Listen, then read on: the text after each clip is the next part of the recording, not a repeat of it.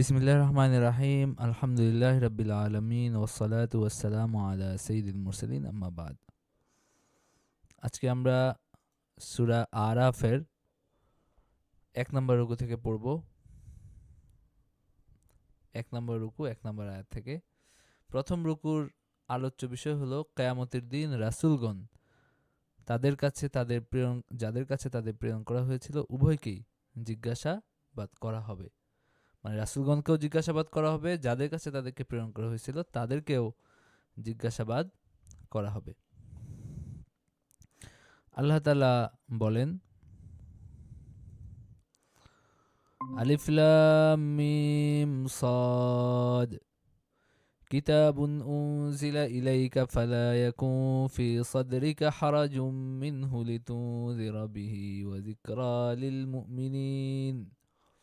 আল্লাহ তাআলা বলেন আলিফ লাম মিম সাদ, অর্থাৎ আলিফ লাম মিম সাদ, আল্লাহু আ'লামু বিমুরাদি, আল্লাহই এর উদ্দেশ্য ভালো জানেন।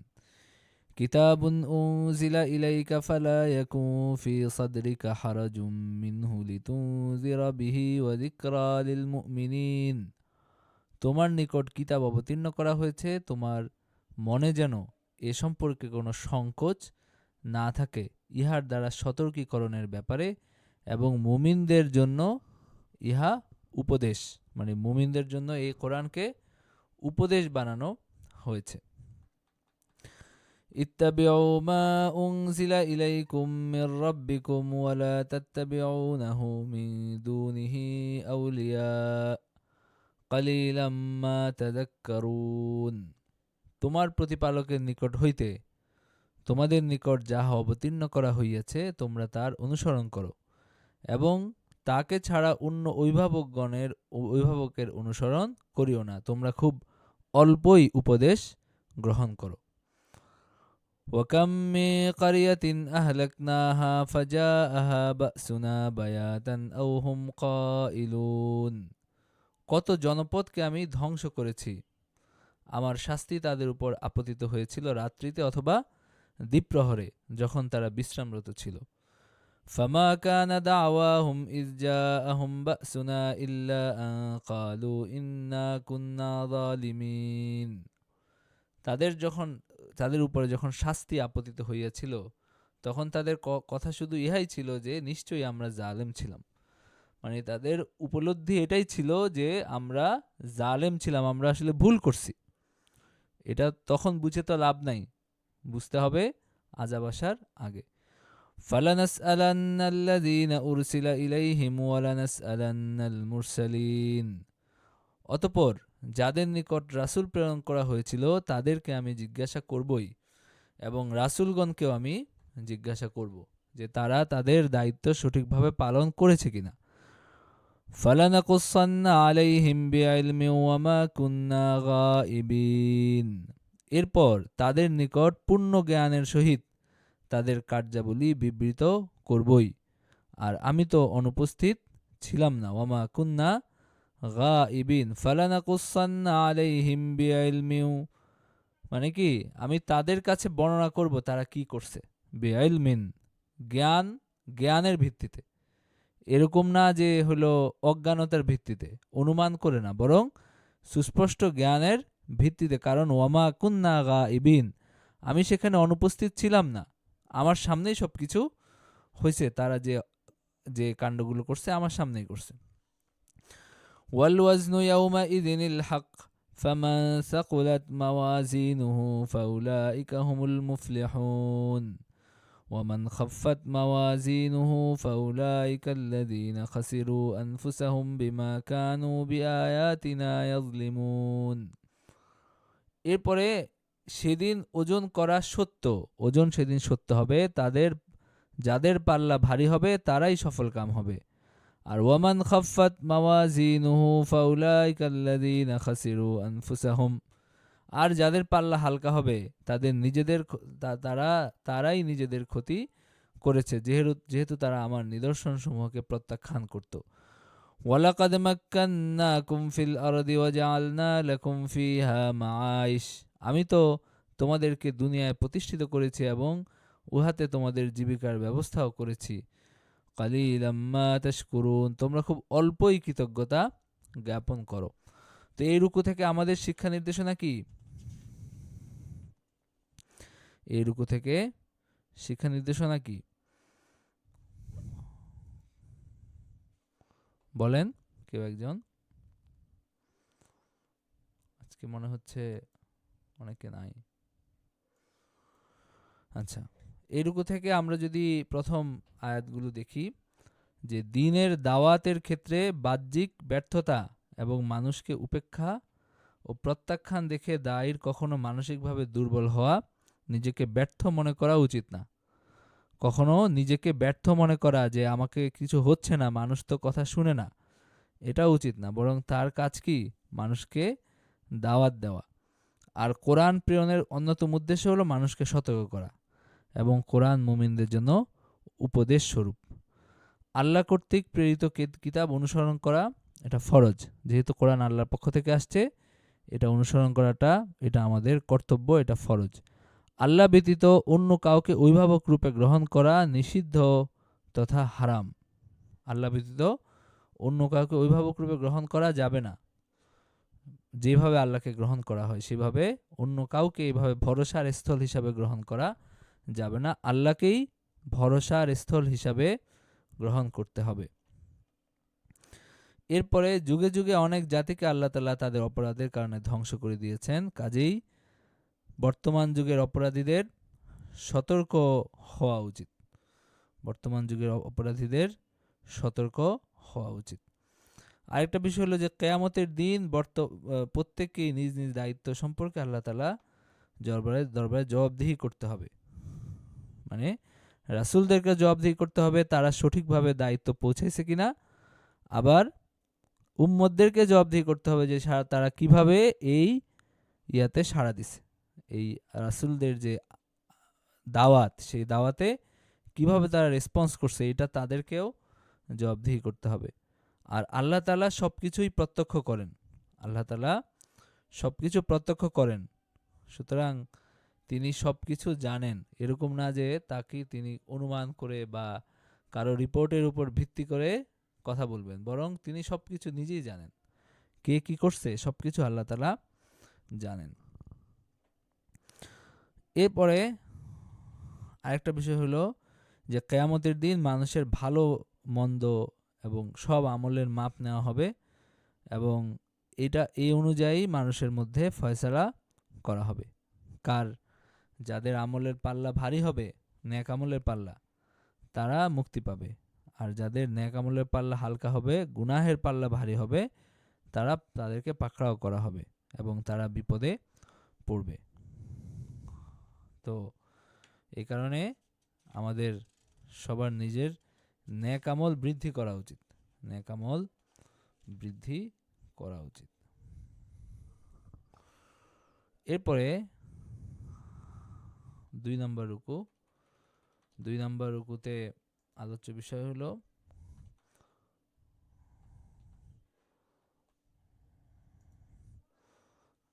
ইবলিস এবং আদমের ঘটনা। ইবলিস এবং আদমের ঘটনা এখানে বর্ণিত হয়েছে। শয়তান আদম এবং তার বংশধরকে পথভ্রষ্ট করার শপথ করে। শয়তান আদম আলাইহিস সালাম ও তার বংশধরকে পথভ্রষ্ট করার শপথ করে। শয়তান কৌশলে আদম ও হাওয়াকে আল্লাহর অবাধ্যতায় প্রলুব্ধ করে। তাদের তওবা শর্ত সাপেক্ষে আল্লাহর তা কবুল করা, মানে তারা যে তওবা করছেন এবং শর্ত সাপেক্ষে আল্লাহ যে কবুল করছেন, সেটাও এই রুকুতে বর্ণিত হয়েছে।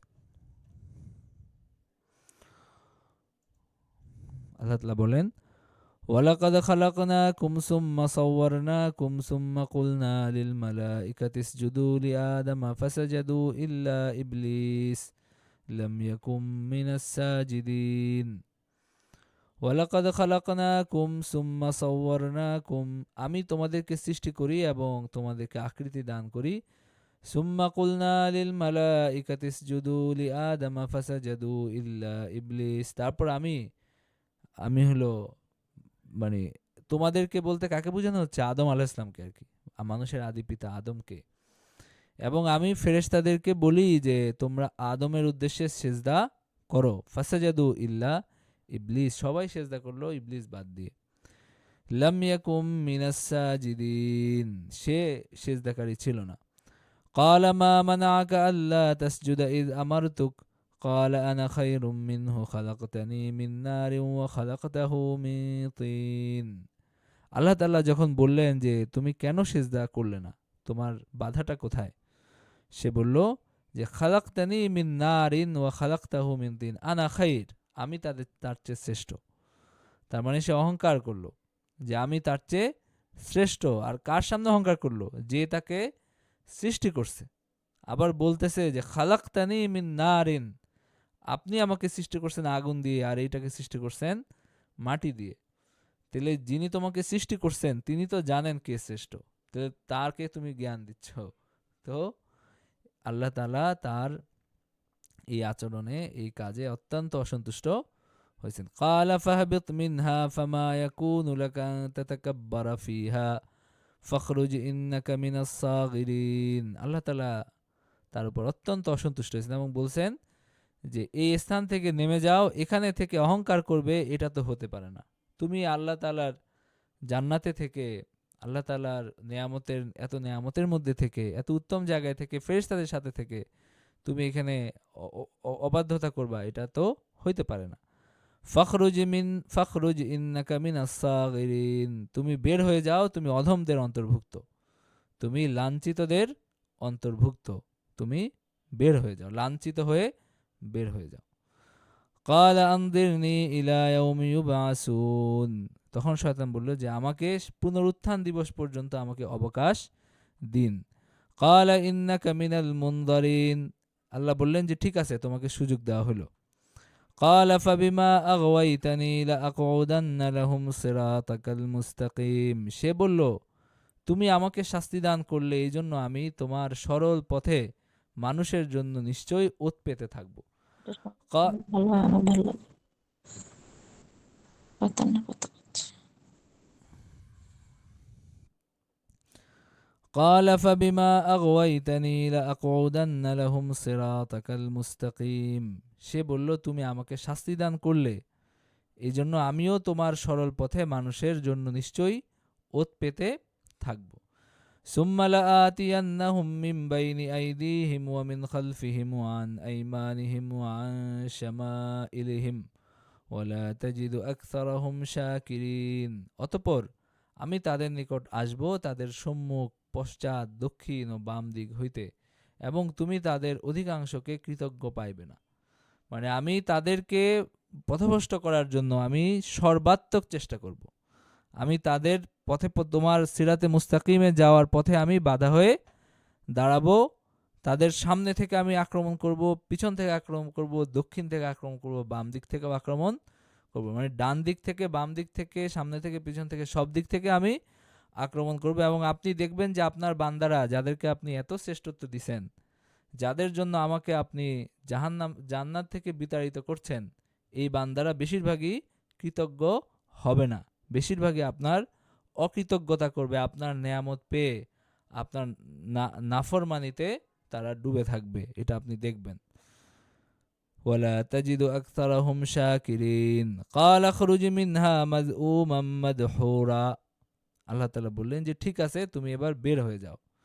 উখরুজ মিনহা মাযউমান মাদহুরা, এই জায়গা থেকে তুমি বের হয়ে যাও ধিক্কৃত এবং বিতাড়িত অবস্থায়, তুমি বের হয়ে যাও। তোমাকে বের করে দেওয়া হলো, লাঞ্ছিত করে, ধিক্কার দিয়ে তোমাকে বের করে দেওয়া হলো। লামান তাবিআকা মিনহুম লাআমলা জাহান্নামা মিনকুম আজমাইন, তোমাকে আমি কিয়ামত পর্যন্ত সুযোগ দিছি, যারা তোমার অনুসরণ করবে, তো তোমার এই অনুসারীদের দিয়ে এবং তোমাদেরকে দিয়ে, তোমার বংশধর, তুমি, তোমার বংশধর এবং এই অনুসারী, এদেরকে দিয়ে আমি জাহান্নাম পূর্ণ করব, এদেরকে দিয়ে আমি জাহান্নাম পূর্ণ করব। লাআমলা আন্না জাহান্নামা মিনকুম আজমাইন। এবং আল্লাহ তাআলা আদমকে ডেকে বললেন, ওয়া আদম উসকুন আনতা ওয়া যাওজুকাল জান্নাতা ফাকুলা মিন হাইসু শি'তুমা ওয়া লা তাকরাবা হাযিহিশ শাজারাতা ফাতাকুনা মিনাজ জালিমিন। তিনি আদমকে বললেন যে হে আদম, উসকুন আনতা ওয়া যাওজুকাল জান্নাহ, তুমি এবং তোমার স্ত্রী তোমরা জান্নাতে থাকো, ফাকুলা মিন হাইসু শি'তুমা, তোমরা খাও যেখান থেকে ইচ্ছা সেখান থেকে খাও। ওয়ালা তাকরাবা হাযিহিশ শাজারাতা ফাতাকুনা মিনাজ জালিমিন, তবে একটা হলো বিধিনিষেধ আছে, সেটা হলো এই গাছের কাছে যাবে না। মানে কি, আল্লাহ তাআলার একটা নির্দেশ, তারা এটা প্রতিপালন করবেন। আল্লাহ তাআলার নির্দেশ প্রতিপালনের যে প্র্যাকটিস, সেটা করার জন্য আল্লাহ তাআলা বললেন যে এই গাছের কাছে যাবা না। সবকিছু করো, সবকিছু খাও, কিন্তু এই একটা গাছের কাছে যাবা না। ফাওয়াসওয়াসা লাহুমা শাইতানু লিইউবদিয়া লাহুমা মা উরিয়া আনহুমা মিন সাওআতিহিমা, তারপর তাদের লজ্জাস্থান যা তাদের নিকট গোপন রাখা হয়েছিল তা তাদের কাছে প্রকাশ করার জন্য শয়তান তাদেরকে কুমন্ত্রণা দিল। وقال ما نهاكما ربكما عن هذه الشجرة إلا أن تكونا ملكين أو تكونا من الخالدين, শয়তান কুমন্ত্রণা দিল যে তোমাদেরকে এই গাছ থেকে নিষেধ করা হয়েছে কেন, পাছে তোমরা উভয়ে ফেরেশতা হয়ে যাও কিংবা তোমরা এখানে স্থায়ী হও, এই জন্যই তোমাদেরকে এটা খাইতে নিষেধ করছে। মানে এটা খাইলে তোমরা ফেরেশতা হয়ে যাবা এবং জান্নাতে চিরস্থায়ী বাসিন্দা হয়ে যাবা, এটার জন্য তোমাদেরকে খাইতে নিষেধ করছে। ওয়াকাসামাহুমা ইন্নী লাকুমা লামিনান নাসিহিন, এবং সে উভয়ের কাছে শপথ করে বলল যে আমি তোমাদের হিতাকাঙ্ক্ষীদের একজন। সে এই শপথ করে বলল যে আমি তোমাদের হিতাকাঙ্ক্ষীদের একজন, আমি তোমাদের পর না, আমি তোমাদের আপন, তোমাদেরকে বাঁচানোর জন্যই আমি এই কথাগুলো তোমাদেরকে বলে দিচ্ছি। এটা হলো শয়তান বলল। ফাদাল্লাহুমা বিগুরুর, এভাবে সে তাদেরকে প্রবঞ্চনার দ্বারা অধঃপতিত করলো। ফাদাল্লাহুমা বিগুরুর ফালাম্মা যাকাশ শাজারাতা বাদাত লাহুমা সাওআতুহুমা ওয়া তাফিকা ইয়াখসিফানি আলাইহিমা মিন ওয়ারাকিল জান্নাহ وناداهما ربهما ألم أنهكما عن تلكما الشجرة وأقل لكما إن الشيطان لكما عدو مبين فلما ذاقا الشجرة بدت لهما سوآتهما, তারা যখন ওই গাছের ফল খাইলো সাথে সাথে তাদের লজ্জাস্থান প্রকাশিত হয়ে পড়ল। বাদাত লাহুমা সাওআতুহুমা, তাদের লজ্জাস্থান তাদের কাছে প্রকাশিত হয়ে পড়ল। ওয়াতাফিকা ইয়াখসিফানি আলাইহিমা মিন ওয়ারাকিল জান্নাহ, তখন তারা জান্নাতের পাতা দিয়ে নিজেদের আবৃত করার চেষ্টা করল। ওয়ানাদাহুমা রাব্বুহুমা আলাম আনহাকুমা আন তিলকুমাশ শাজারা, এবং তাদের রব তাদেরকে ডেকে বললেন যে আলাম আনহাকুমা আন তিলকুমাশ শাজারা, আমি কি তোমাদেরকে নিষেধ করি নাই যে তোমরা ওই গাছের কাছে যাও না? তোমাদেরকে তো আমি বলছি যে তোমরা ওই গাছের কাছে যাও না এবং ওই গাছের ফল খান, এটা আমি তোমাদেরকে বলছি। ইন্নাশ শাইতানা লাকুমা আদুউম মুবিন ওয়া আকুল লাকুমা, এবং আমি তোমাদেরকে আরো বলছি কি যে ওই শয়তান তোমাদের প্রকাশ্য শত্রু। তোমরা এই দুইটা নির্দেশই তোমরা বিস্মৃত হয়েছো, তোমরা শুনো নাই। قال ربنا ظلمنا أنفسنا وإن لم تغفر لنا وترحمنا لنكونن من الخاسرين, তখন তারা বলল যে হে আমাদের রব, ربنا ظلمنا أنفسنا وإن لم تغفر لنا وترحمنا لنكونن من الخاسرين, হে আমাদের প্রতিপালক, আমরা নিজেদের প্রতি অন্যায় করেছি, যদি তুমি আমাদেরকে ক্ষমা না করো এবং দয়া না করো তবে তো আমরা ক্ষতিগ্রস্তদের অন্তর্ভুক্ত হব। তারা তখন এই কথা বলল যে আমরা তো আমাদের উপর জুলুম করছি, এখন আপনি যদি ক্ষমা না করেন, আপনি যদি দয়া না করেন তাহলে আমরা ক্ষতিগ্রস্ত হব, আমাদের আর কিছু করার নাই। এটাই হলো যে দোয়ার মাধ্যমে আদম আলাইহিস সালাম ক্ষমা পাইছেন, যে ফাতালাক্কা আদামু মির রাব্বিহি কালিমাতিন ফাতাবা আলাইহি, আল্লাহ তাআলা সূরা বাকারা বলছেন যে আদমকে আল্লাহ তাআলা কিছু কালিমা শিক্ষা দিলেন এবং ফাতাবা আলাইহি, তাকে ক্ষমা করে দিলেন। তো এটাই মকবুল দোয়া, এটা আমাদেরও বেশি বেশি এই দোয়াটা আমরা পড়তে পারি। রব্বানা যালামনা আনফুসানা ওয়া ইল্লাম তাগফির লানা ওয়া তারহামনা লানাকুনান্না মিনাল খাসিরিন ক্বালা হাবিতু বা'দুকুম লিবা'দিন আদু, তিনি বললেন যে তোমরা নেমে যাও, তোমরা একে অন্যের শত্রু এবং পৃথিবীতে কিছু কালের জন্য তোমরা তোমাদের বসবাসে ও জীবিকা রহিল। তোমরা নেমে যাও, তোমরা একে অপরের শত্রু হয়ে থাকো, এবং কিছু কাল তোমরা পৃথিবীতে তোমাদেরকে আমি রিজিক দিব। قال فيها تحيون وفيها تموتون ومنها تخرجون। তিনি বললেন, সেখানেই তোমরা জীবনযাপন করবে, সেখানে তোমাদের মৃত্যু হবে এবং সেখান থেকে তোমাদেরকে বের করে আনা হবে। তো সেখানে কি হবে, একটা জীবন তোমাদের কাটবে, তোমরা একসময় মারা যাবে, এরপরে তোমাদেরকে সেখান থেকে বের করে আনা হবে। তার মানে নির্বাসন আর কি, একটা নির্বাসন তাদেরকে দিলেন। যেমন হলো কেউ ধরেন একটা অন্যায় করছে, তো তাকে আগে কি কি করা হতো, নির্বাসন দেওয়া হতো। যেমন আন্দামান দ্বীপপুঞ্জে নির্বাসন দেওয়া হতো যে 5 বছর থাকতে হবে। তো সেখানে তারা এই বিজন বা অল্প কিছু অপরাধীর মধ্যে তারা থাকতো। সেখানে খোলা জেলখানার মতো না, মানে জেলে যেভাবে একেবারে একটা কুঠুরিতে আবদ্ধ করে রাখা হচ্ছে এরকম না, কিন্তু সেখানে তাদের সেই জায়গায় থাকতে হতো, সেইটা থেকে তারা বের হয়ে আসতে পারতো না সেই দ্বীপের। তো পৃথিবীতে মানুষের অবস্থাটা অনেকটা এরকম নির্বাসনের মতো আর কি। এরপরে এই রুকু থেকে আমরা কি শিক্ষা নির্দেশনা পাইলাম? আসসালামু আলাইকুম। ওয়ালাইকুম আসসালাম। জি আসসালামু আলাইকুম। জি বলেন, আমরা কি শিক্ষা নির্দেশনা পেয়েছি এই রুকু এখানে থেকে? হচ্ছে প্রথমে তো আল্লাহ তাআলা আদম এবং ইবলিসের যে ঘটনাটা বর্ণনা করছে, সেখানে আসলে মূলত বোঝানো হচ্ছে যে এটা আমাদের জন্য একটা শিক্ষা যে অহংকারের কারণে মানুষ যত বড় আমলই করুক না কেন বা আমলদারি হোক না কেন, সে ধ্বংসে আপতিত হবে। অহংকারীকে আল্লাহ কখনোই ছেড়ে দেন না। যে ইবলিস যে ছিল, সে ফেরেশতাদের সর্দার ছিল, কিন্তু এই অহংকারের কারণেই সে আর কি আল্লাহর ক্ষোভের শিকার হয়েছিল। এটা আমাদের জন্য একটা শিক্ষা যে আমরা যাই করি না কেন কখনো অহংকার করা যাবে না।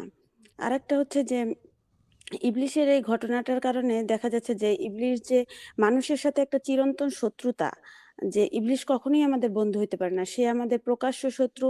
এবং মানুষের কারণেই সে যেহেতু জান্নাত থেকে বের করে দেওয়া হয়েছিল তাকে, এজন্য সে কখনোই মানুষের ভালো চায় না। এটা সে প্রকাশ্যভাবেই ঘোষণা দিছে যে আমি মানুষকে সব দিক থেকে অসওয়াসা দিয়ে তাদেরকে জাহান্নামী করব। এটা আমাদের সবসময় মাথায় রাখতে হবে যে ইবলিসের অনুসরণ করা যাবে না। আরেকটা হচ্ছে যে যারা শয়তানের অনুসারী হবে এই দুনিয়ার বুকে, তাদের আখেরাতটা জাহান্নাম হবে, শয়তানের সাথেই জাহান্নামই তাদের স্থান হবে, সেটা আল্লাহ ঘোষণা দিয়ে দিয়েছেন। আরেকটা জিনিস হচ্ছে যে শয়তান মানুষকে যখন অসওয়াসা দেয় তখন সে মানুষের কাছে বন্ধুরূপেই আসে।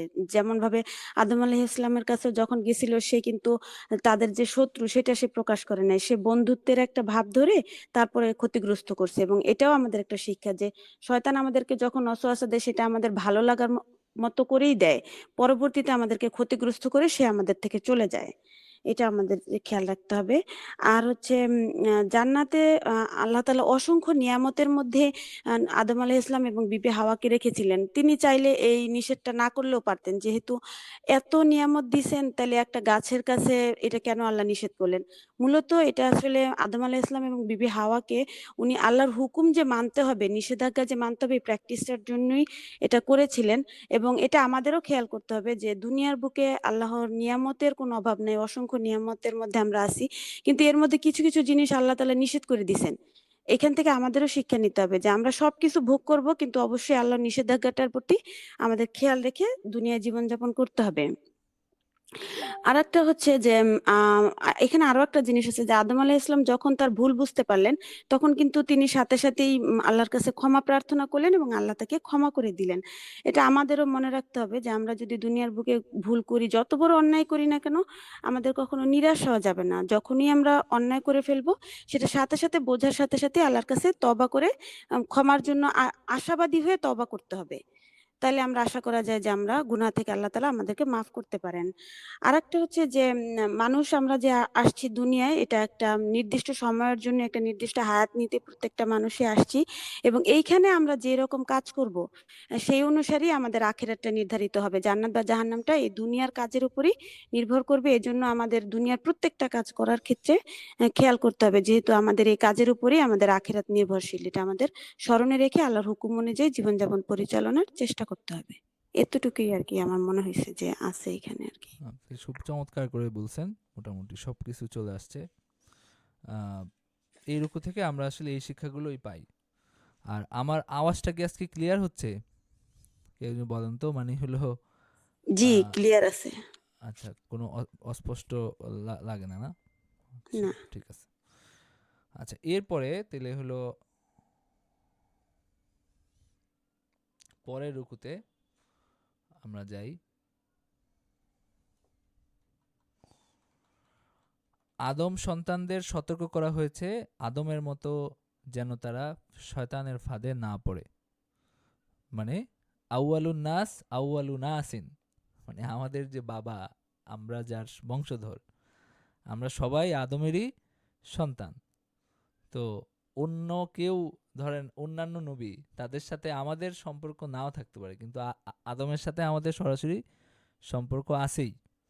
তো তিনি হলো ভুল করছেন, ভুল করে তিনি দুনিয়াতে আসছেন। কিন্তু শয়তানের সাথে তার পার্থক্য কি? শয়তান হলো অহংকার করছে, শয়তান উদ্ধত্ত দেখাইছে আল্লাহ তাআলার সামনে।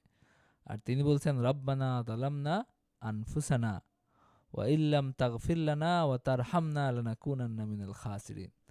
মানে তিনি অনুতপ্ত হয়েছেন, তিনি নিজের ভুলটা স্বীকার করছেন, স্বীকার করে অনুতপ্ত হয়েছেন এবং আল্লাহর কাছে বিনীত হয়ে তিনি ক্ষমা প্রার্থনা করছেন। এটাই হলো শয়তান আর মানুষের মধ্যে পার্থক্য, যে শয়তান হলো অহংকার করে, আর মানুষ যখন অহংকার করে, মানুষ যখন নিজেকে খুব বড় মনে করে, মানুষ যখন উদ্ধত্ত দেখায়, তখন সেও আসলে শয়তানের মতো হয়। তো আল্লাহ তাআলা এখানে আদম সন্তানদেরকে সতর্ক করছেন যে আদমের মতো তারা যেন শয়তানের ফাঁদে না পড়ে। আর আল্লাহ তাআলা কখনো অশ্লীলতার নির্দেশ দেন না, এটাও এই আয়াতে এই রুকুতে আছে।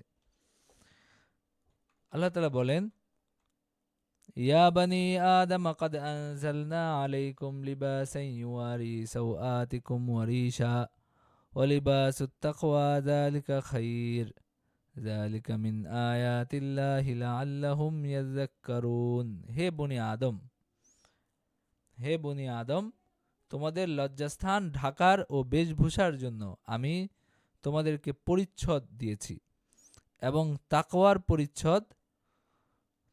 পরিচ্ছদ এটা হলো সর্বোৎকৃষ্ট। ইহা আল্লাহর নিদর্শনসমূহের অন্যতম, যাতে তাহারা উপদেশ গ্রহণ করে, যাতে তারা উপদেশ গ্রহণ করে। তো এখানে তোমাদেরকে আমি পরিচ্ছদ দিছি। পরিচ্ছদ মানে কি? মানে হলো তোমাদের লজ্জাস্থান ঢেকে রাখার জন্য আমি তোমাদের জন্য পোশাকের ব্যবস্থা করছি। আর তাকওয়ার পোশাক এটা হলো সর্বোৎকৃষ্ট। তো তাকওয়ার পোশাক মানে কি? এটা কি পোশাকের আলাদা কোনো ধরন যেটাকে তাকওয়ার পোশাক বলা হচ্ছে? সেটা না, বরং এটা হলো মানে একটা অলংকার আর কি, যে আল্লাহ তাআলা বলছেন যে আমি তোমাদেরকে পোশাক দিছি, এরপর আল্লাহ তাআলা বলছেন তাকওয়ার পোশাক সর্বোত্তম। তার মানে তাকওয়াকে আল্লাহ পোশাকের সাথে তুলনা করছেন। তাকওয়া মানুষকে কি কি করে? এই যে খোদাভীতি, এটা মানুষকে লজ্জাজনক কাজ থেকে বাঁচিয়ে রাখে, লজ্জিত হওয়া থেকে, অপদস্থ হওয়া থেকে বাঁচিয়ে রাখে, তাই না? পোশাক যেমন আমাদেরকে আমাদের লজ্জাস্থান ঢেকে রাখে, মানুষের সামনে আমাদের সাওয়াত এটা ঢেকে রাখে, একইভাবে তাকওয়া এটা আমাদের রিপুকে নিয়ন্ত্রণে রাখে, আমাদের যে প্রবৃত্তি, আমাদের যে পশুত্ব এটাকে নিয়ন্ত্রণে রাখে এবং আমাদেরকে পরিচালিত মানুষ বানায়। তো আল্লাহ তাআলা বলছেন ও লিবাসুত তাকওয়া যালিকা খাইর, মানে তাকওয়ার পোশাক এটা হলো সর্বোত্তম। এখানে কোনো বাহ্যিক পোশাকের বিশেষ কোনো ধরনের কথা বলা হচ্ছে না, বরং তাকওয়ার কথা বলা হচ্ছে। মানে যদিও এটার সাথে পুরোপুরি প্রাসঙ্গিক না, কিন্তু কিছু মিল থাকায় আল্লাহ তাআলা সাথে সাথে এটা বলে দিয়েছেন যে তোমাদের জন্য আমি পোশাক করছি, এবং আল্লাহ তাআলা বলতেছেন যে তাকওয়ার পোশাকই হলো সর্বোত্তম। যালিকা মিন আয়াতিল্লাহি লাআল্লাহুম ইয়াযাক্কারুন, ইহা আল্লাহর নিদর্শনসমূহের অন্যতম, যাতে তারা উপদেশ গ্রহণ করে। ইয়া বানি আদম লা ইয়াফতিনান্নাকুমুশ শাইতানু কামা আখরাজা আবাওয়াইকুম মিনাল জান্নাতি ইয়ানজিউ আনহুমা লিবাসাহুমা লিউরিয়াহুমা সাওআতিহিমা ইন্নাহু ইয়ারাকুম হুয়া ওয়া কাবিলুহু মিন হাইসু লা তারাউনাহুম ইন্না জাআলনা শায়াতিনা আউলিয়া লিল্লাযীনা লা ইউমিনুন। হে বনি আদম, শয়তান যেন তোমাদেরকে কিছুতেই প্রলুব্ধ না করে, যেভাবে তোমাদের পিতামাতাকে সে জান্নাত থেকে বহিষ্কৃত করিয়াছিল, তাদিগকে তাদের লজ্জাস্থান দেখাইবার জন্য বিবস্ত্র করিয়াছিল। সে নিজে তার দল তোমাদেরকে এমনভাবে দেখে যে তোমরা তাদেরকে দেখতে পাও না। তারা ঈমান আনে না। শয়তানকে আমি তাদের অভিভাবক করেছি। মানে হলো যে ইন্না জাআলনা শায়াতিন আউলিয়া লিল্লাযীনা লা ইউমিনুন, যারা ঈমান আনে না শয়তানকে আমি তাদের অভিভাবক করেছি। মানে যারা মুমিন না তাদের অভিভাবক আমি শয়তানকে করেছি। শয়তান তাদের কবজায় নিয়ে রাখে তাদেরকে। তো আল্লাহ তাআলা এখানে কি বলছেন যে শয়তান যেন কোনোভাবেই তোমাদেরকে প্রলুব্ধ করতে না পারে, যেভাবে তোমাদের পিতা মাতাকে সে জান্নাত থেকে বহিষ্কার করছিল, একইভাবে মানে তাদের লজ্জাস্থান দেখানোর জন্য বিবস্ত্র করছিল, এইভাবে যেন শয়তান তোমাদেরকে প্রলুব্ধ না করে তোমরা যেন কি থাকো, শালীন জীবনযাপন করো, অশ্লীলতা মুক্ত জীবনযাপন করো এবং শয়তানের ধোঁকা থেকে বেঁচে থাকো। وَإِذَا فَعَلُوا فَاحِشَةً قَالُوا وَجَدْنَا عَلَيْهَا آبَاءَنَا وَاللَّهُ أَمَرَنَا بِهَا قُلْ إِنَّ اللَّهَ لَا يَأْمُرُ بِالْفَحْشَاءِ أَتَقُولُونَ عَلَى اللَّهِ مَا لَا تَعْلَمُونَ। যখন তারা কোনো অশ্লীল আচরণ করে তখন বলে, আমরা আমাদের পূর্বপুরুষকে এটা করতে দেখেছি এবং আল্লাহ আমাদিগকে ইহার নির্দেশ দিয়েছেন। বলো, আল্লাহ অশ্লীল আচরণের নির্দেশ দেন না। তোমরা কি আল্লাহ সম্পর্কে এমন কিছু বলিতেছ যেটা তোমরা জানো না? তো তারা এখানে সম্ভবত শানে নজুল আছে।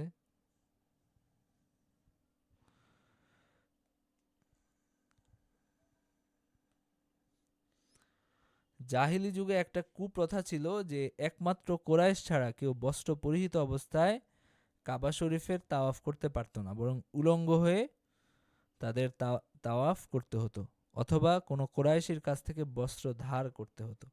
এ ব্যাপারে তাদেরকে প্রশ্ন করা হলে তারা আয়াতে উল্লেখিত উত্তর দিত। কি উত্তর দিত?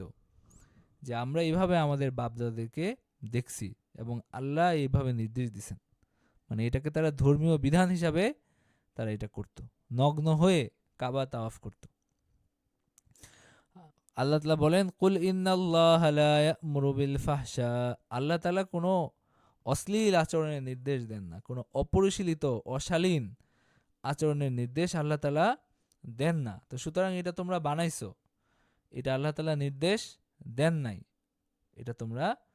এটা তোমাদের মন গড়া, এটা তোমরা বানাইছো। আতাকুলুনা আলাল্লাহি মা লা তা'লামুন, তোমরা কি আল্লাহ সম্পর্কে এমন কিছু বলো যেটা তোমরা জানো না? তো না জেনে, কোনো ভিত্তি নাই, কিছু নাই, একটা কিছু বানাইলা আর বলে দিলা যে আল্লাহ চাইছেন, আল্লাহ দিছেন, এটা তো হইল না। কুল আমারানি রাব্বি বিল কিসত ওয়া আকিমু উজুহাকুম ইনদা কুল্লি মাসজিদিন ওয়াদউহু মুখলিসিনা লাহুদ্দিন কামা বাদাআকুম তাউদুন। বলো যে আমার প্রতিপালক নির্দেশ দিয়েছেন ন্যায় বিচারের, প্রত্যেক সালাতে তোমাদের লক্ষ্য স্থির রাখবে এবং তারই আনুগত্য বিশুদ্ধ চিত্ত হয়ে একনিষ্ঠভাবে তাকে ডাকবে।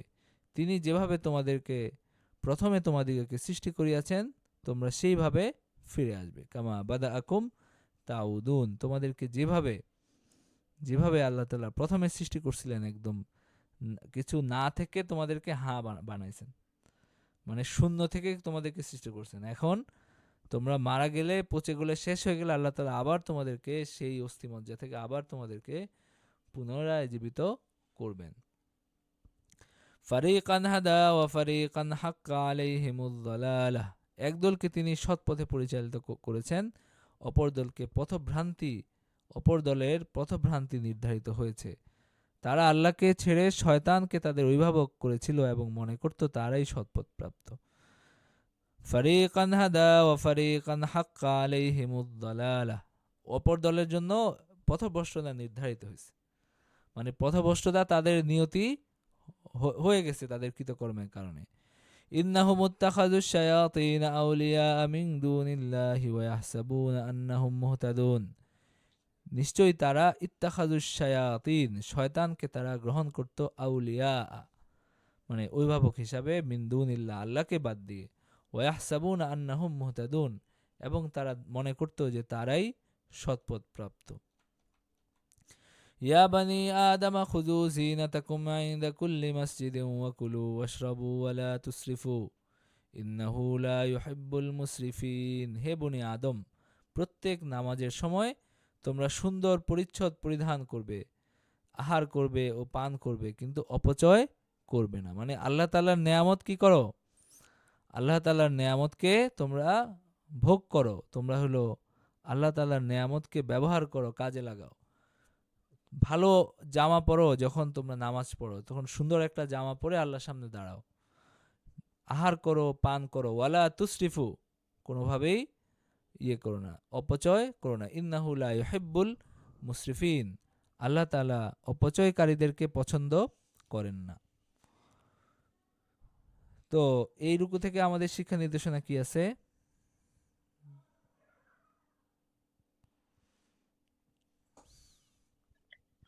আসসালামু আলাইকুম। জি, প্রথমে আমরা যেটা দেখলাম যে আল্লাহ তাআলা পোশাক আমাদের জন্য যে মানে পোশাকের ব্যবস্থা করেছেন, সেটা আল্লাহ পাক বলছেন যে যেই পোশাকটা আল্লাহ আমাদের জন্য নাজিল করলো, যেটা আমাদের লজ্জাস্থানকে ঢেকে যায়, লজ্জাস্থানের হেফাজত করে। আর তার সাথে সাথে আল্লাহ পাক আরো বলে দিচ্ছেন যে যে তাকওয়ার পোশাকই সবচেয়ে ভালো, সর্বোত্তম পোশাক হলো তাকওয়ার পোশাক। মানে হলো যে যার ভেতরে আল্লাহর ভয় আছে এবং এই আল্লাহর ভয় থেকে সে খারাপ কাজ থেকে নিজেকে দূরে রাখতে পারে, তো ওটাকেই বলা হচ্ছে সর্বোত্তম পোশাক। তারপরে আল্লাহ পাক বলছেন যে শয়তান যেভাবে আসলে আমাদের আদি পিতা এবং মাতাকে ধোকায় ফেলে দিছিল, যে যার ফলে তারা নিজেদের লজ্জাস্থানটা তাদের লজ্জাস্থানের যে আবরণ ছিল সেটা খুলে যায়, এবং আম, তো এবং তাদেরকে জান্নাত থেকে বের করে দেওয়া হয়। তো আল্লাহ পাক বলছেন যে আমরাও যেন শয়তানের থেকে এইভাবে দূরে থাকি, যেন শয়তান আমাদেরকে আদি পিতা বা আমাদের মাতার মতো করে আমাদেরকে বিভ্রান্ত না করতে পারে। আবার আল্লাহ পাক এরকম বলছে যে শয়তান আসলে যে এত বেশি মানে আমাদের এত বেশি পিছনে লেগে থাকে, এমন এমন জায়গা থেকে শয়তান আমাদেরকে দেখে, কিন্তু আমরা আসলে শয়তানকে দেখতে পাই না। আর যারা ঈমান আনে না, আল্লাহ তাদের জন্য শয়তানকেই অভিভাবক বানায় দিয়েছেন। আল্লাহ পাক আরো বলছেন যে উম, যে কিছু কিছু লোক আছে যে তারা খারাপ কাজ করে, যেটা আপনি বললেন যে কাবা ঘরে তারা একটা সিস্টেম করে নিয়েছিল যে কুরাইশরা ছাড়া বাকি সবাই উম, উলঙ্গ হয়ে কাবাটা তাওয়াফ করবে। তো এই কাজের জন্য আল্লাহ পাক বলছেন যে, এবং তারা আবার এটাকে ইয়ে দিত যে এটা আল্লাহরই হুকুম। তো আল্লাহ পাক বলছেন যে এরকম লজ্জাজনক কোনো কাজের নির্দেশ আল্লাহ পাক কখনোই হুকুম দেন না। তো মানে তোমরা আল্লাহর নামে এমন কথা বলো যেটা তোমরা জানো না। তারপরে তারপরে আবার আল্লাহ পাক বলছেন যে আল্লাহ পাক আমাদেরকে ন্যায় বিচারের নির্দেশ দিয়েছেন, এবং আমাদেরকে প্রতিটা ইবাদতে যেন নিজেদের লক্ষ্য ঠিক রাখি এবং দিনকে তার জন্য খালিস করে রেখে আল্লাহকে আমরা ডাকি। এবং আল্লাহ পাক এটাও বলছেন যে আমরা যখন আমাদের কিছুই ছিল না, যেমন আদম আলাইহিস সালামকে যখন সৃষ্টি করা হয় তখন তো কোনো আকার আকৃতি কিছু ছিল না, আল্লাহ শুধুমাত্র একটা মাটি থেকে আদম আলাইহিস সালামকে সৃষ্টি করেন। তো সেই আদম আলাইহিস সালামকে যদি আল্লাহ পাক এভাবে সৃষ্টি করতে পারেন যে কোনো কিছু না থেকে, তাহলে তো আমাদের তো এখন অবয়ব আছে, জাস্ট এটাকে আবার পুনরুজ্জীবিত করবেন, তাহলে আল্লাহ তো এটা অবশ্যই পারবেন, এবং আল্লাহ সেটাই করবেন। যেভাবে আমরা কিছুই ছিলাম না, প্রথমে যেভাবে কিছুই ছিলাম না সৃষ্টি করছেন, তেমনি ভাবে আবারও আমাদেরকে ওইভাবে সৃষ্টি করা হবে। আল্লাহ পাক আরো বলছেন যে আল্লাহ পাক এক দলকে সৎ পথে পরিচালিত করেন, আর আর এক দল তো আসলে সৎ পথে পরিচালিত হয় না, তারা এমন ভ্রান্তিতে চলে গেছেন যে তাদের শয়তান আসলে তাদের অভিভাবক। শয়তানই তাদেরকে মানে শয়তানকেই তারা অভিভাবক বানায় নিয়েছেন, কিন্তু তাদের সমস্যা হলো যে তারা বাবার মনে করে যে এটাই তাদের মানে এটাই তাদের সঠিক পথ, তারা সঠিক পথেই আছেন। আহ তারপরে আর এক লাস্টের আয়াত ছিল, ও আচ্ছা, লাস্টের আয়াতটা এরকম ছিল যে প্রত্যেক সালাতের সময় যে নিজেদের আল্লাহ যে আমাদেরকে অনুগ্রহ দান করলেন, তো এই মানে প্রত্যেক সালাতের সময় আল্লাহ এই অনুগ্রহটা দেখাতে বলছেন যে আমরা যেন ভালো ভালো পোশাক পরে বা সাজে সজ্জিত হয়ে সালাতে দাঁড়াই। এবং আল্লাহ পাক আমাদের যে যেই নিয়ামত গুলো দিল, আমরা খাবো দাবো পান করব, কিন্তু আমরা কখনোই সীমা লঙ্ঘন করব না, মানে আমরা অপচয় করব না। আল্লাহ আমাদেরকে যে নিয়ামতটা দিল সেটা অবশ্যই আমরা আহ, সীমার ভেতরে থেকেই সেটাকে ব্যয় করব। এবং আল্লাহ সীমালঙ্ঘনকারীকে কখনোই পছন্দ করেন না। হ্যাঁ, এই বিষয়গুলো ছিল। আর ৪ নম্বর রুকুতেও একই প্রসঙ্গ আসছে, সেটা হলো শালীন এবং পরিমিত পোশাক পরিধানের নির্দেশ, উত্তম ও পবিত্র খাদ্য গ্রহণের আদেশ এবং আদম সন্তানদেরকে রাসূলের মাধ্যমে প্রদত্ত আল্লাহর হেদায়াত অনুসরণের নির্দেশ। তো এখানে যে বিষয়টা, এই যে আগে যেটা গেল না, যে তারা অশ্লীল অশ্লীল কাজ করতো। অশ্লীল কাজ কোনটা? যে তারা হলো উলঙ্গ হয়ে কাবা তাওয়াফ করত। তারপরে আবার কিছু কিছু বিধান তারা পালন করত, যেমন হজের দিনগুলোতে জীবন বাঁচার মতো যত সামান্য খাদ্য গ্রহণ করত, দুধ, মাংস, ঘি, চর্বি এগুলো সবই পরিহার করত। তো এই সব বিষয়গুলো তাদের কি ছিল? নিজেদের মন গড়া প্রথা তারা বানাইছে।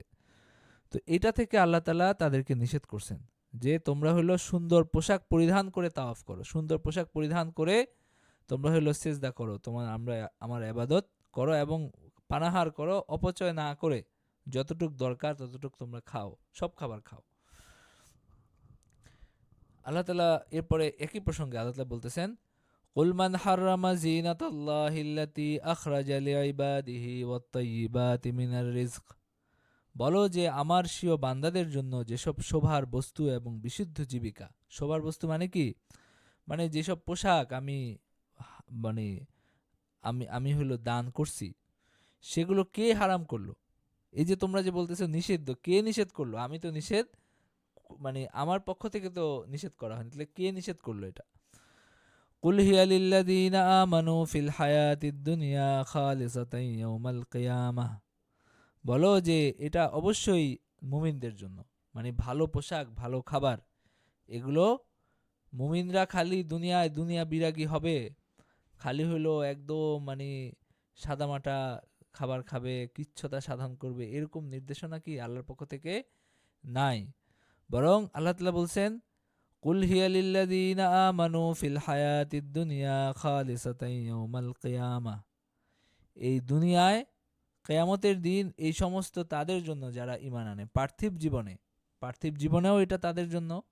মুমিনরা আমার নেয়ামত ভোগ করবে, বিশেষ করে কিয়ামতের দিন শুধু তাদের জন্য। মানে কিয়ামতের দিন শুধু তারাই আমার নেয়ামত ভোগ করবে। এখন তো সবাই ভোগ করতেছে, এখন কাফেররাও ভোগ করতেছে, মুমিনরাও ভোগ করতেছে, সবাই ভোগ করতেছে। তো আল্লাহ তাআলা বলতেছেন যে ঠিক আছে, মানে এখনো মুমিনদের এটা, আবার কিয়ামতের দিন বিশেষ করে শুধু তাদেরই আল্লাহ তাআলার এসব নেয়ামত। কাযালিকা নুফাসসিলুল আয়াতি লিকাওমি ইয়ালামুন। এই রূপে আমি জ্ঞানী সম্প্রদায়ের জন্য নিদর্শন বিশদভাবে বিবৃত করি। কুল ইন্নামা হাররামা রাব্বিয়াল ফাওয়াহিশা মা যাহারা মিনহা ওয়া মা বাতান। আল্লাহ বললেন আমি হারাম করছি আসলে কি? আমি কেন হলো তোমাদেরকে খাইতে নিষেধ করব? মানে খাওয়া যাবে না, এটা আমি কেন নিষেধ করব? আমি হারাম করছি কি? আল্লাহ তাআলা আবার সংক্ষেপে বলতেছেন যে আমি কি হারাম করছি।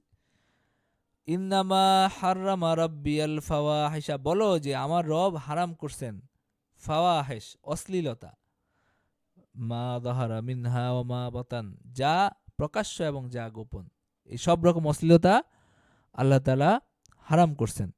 ওয়াল ইসমা ওয়াল বাগয়া বিগাইরি হাক্কিন ওয়া আন তুশরিকু, এবং আল্লাহ তাআলা পাপ হারাম করছেন। বাগ অসঙ্গত বিরোধিতা, বিদ্রোহ, এটা আল্লাহ হারাম করছেন। বেগাইরে হাক, অসঙ্গত বিরোধিতা, এটা হারাম করছেন। ওয়ান তুশরিকু বিল্লাহি মা লাম ইউনাজ্জিল বিহি সুলতানা, এবং আল্লাহ তাআলার সাথে শরীক করাকে হারাম করছেন। ওয়ান তাকুলু আলাল্লাহি মা লা তা'লামুন, আরেকটা জিনিস হারাম করছেন কি? আল্লাহ সম্পর্কে যা জানো না সেটা আল্লাহ সম্পর্কে বলা। তো তার মানে এটা কত গুরুত্বপূর্ণ ব্যাপার যে আল্লাহ তাআলা এটার সাথে এটা যুক্ত করে বলছেন যে আল্লাহ তাআলা কি হারাম করছেন। এবং এই যে আরেক আয়াতে আমরা পড়ে আসছি না, ওয়ালা তাকুলু লিমা তাসিফু আলসিনাতুহুমুল কাযিবা হাযা হালালুন ওয়া হাযা হারাম, তোমরা বলো না যে এটা হালাল এটা হারাম। তার মানে কোনো কিছুকে হালাল হারাম বলার ক্ষেত্রে খুবই আপনার হলো সতর্ক থাকা উচিত। একটা কিছু যে হারাম বলে দিলাম হারাম, খুবই সতর্ক থাকা উচিত যে আল্লাহ তাআলা কোথায় হারাম করছেন, এবং বিশেষ করে আল্লাহর দিকে নিসবত করে বলা যে আল্লাহ হারাম করছেন। আল্লাহ তাআলা কোথায় হারাম করছেন? মানে আল্লাহ তাআলার যে হারামটা অকাট্য সেটা আপনি অকাট্য মানে কি, মানে স্পষ্ট আল্লাহ তাআলা এটা হারাম। যেমন জিনা, এটা আল্লাহ তাআলা হারাম করছেন। চুরি, এটা আল্লাহ তাআলা হারাম করছেন। হত্যা, এটা আল্লাহ তাআলা হারাম করছেন। তো বলেন যে আল্লাহ তাআলা মানুষ হত্যা হারাম করছেন, আল্লাহ তাআলা চুরিকে হারাম করছেন, আল্লাহ তাআলা জিনাকে হারাম করছেন, আল্লাহ তাআলা অপবাদ দেওয়াকে হারাম করছেন, আল্লাহ তাআলা মিথ্যাকে হারাম করছেন, এগুলো স্পষ্ট করে বলেন। কিন্তু যেটা আল্লাহ তাআলা স্পষ্ট করে বলেন নাই সেটা যে আপনি আল্লাহর দিকে নিসবত করে বলতেছেন যে আল্লাহ তাআলা হারাম করছেন, তো এটা তো ঠিক না। তো আপনার কোনটা বলা উচিত? যদি এরকম হয় যে ঠিক আছে আমি ওই এদিক ওদিক মিলিয়ে তারপরে আলেমদের মতামত আছে এটা সেটা ঠিক আছে, তা আপনি বলেন যে আমাদের মতে এটা এটা ঠিক না, এটা মাকরু, এটা নাজায়েজ, আমাদের মতে, আমাদের দৃষ্টিভঙ্গিতে আমরা মনে করি যে এরকম শরীয়তের অবস্থান এটা। কিন্তু এইভাবে আল্লাহর দিকে নিসবত করা যে আল্লাহ তাআলা এটাকে আহ, হারাম করছেন, তো এটা অনেক সময় আমরা কি হয়তো খারাপ উদ্দেশ্যে বলে না, কিন্তু জোশের ঠেলায় অথবা হলো অভ্যাস, অথবা তারা মনে করে এভাবে বলা উচিত, এভাবে বলে, এটা ঠিক না। সবকিছু আল্লাহর দিকে নিসবত করা যেটা আল্লাহ তাআলা করেন নাই। কারণ এটা কি, এই যে আল্লাহ তাআলা স্পষ্ট বলছেন না, ওয়ান তাকুলু আলাল্লাহি মা লা তাআলাম, তোমরা তো জানো না এটা। অকাট্য জ্ঞান আছে, মানে অকাট্য আছে এই বিষয়টা, আপনি বলতেছেন হারাম করছেন, আল্লাহ তাআলা হারাম করছেন, এটা তো আপনি জানেন না। এটা সবকিছু মুজতাহাদ ফি বিষয়, মানে হইতেও পারে না হইতে পারে। আল্লাহ তাআলা এটা চাইছেন হইতে পারে, না হইতে না চাইছেন এটাও হইতে পারে, কারণ এটা কোনো কাতাই বিষয় না। কাতাই আর মুজতাহাদ ফি বিষয় কি, মানে একটা হলো যেটা স্পষ্ট, যেখানে যেটাকে কাটা যায় না, যেটা সুস্পষ্টভাবে কোরআনে হারাম করা হয়েছে বা বলা হয়েছে। আরেকটা বিষয় যেটা মুজতাহাদ ফি, যেখানে বিভিন্ন রকম মতামত আছে, কেউ এটা বলছেন কেউ অন্যটা বলছেন, কারণ স্পষ্ট কোনো বক্তব্য আল্লাহর তাআলার পক্ষ থেকে নাই, তো সেটাকে সেভাবেই উপস্থাপন করা উচিত। সেটাকে কাতই বিষয়ের মতো আল্লাহ তাআলা বলছেন, আল্লাহ তাআলা হারাম করছেন, এভাবে বলা উচিত না।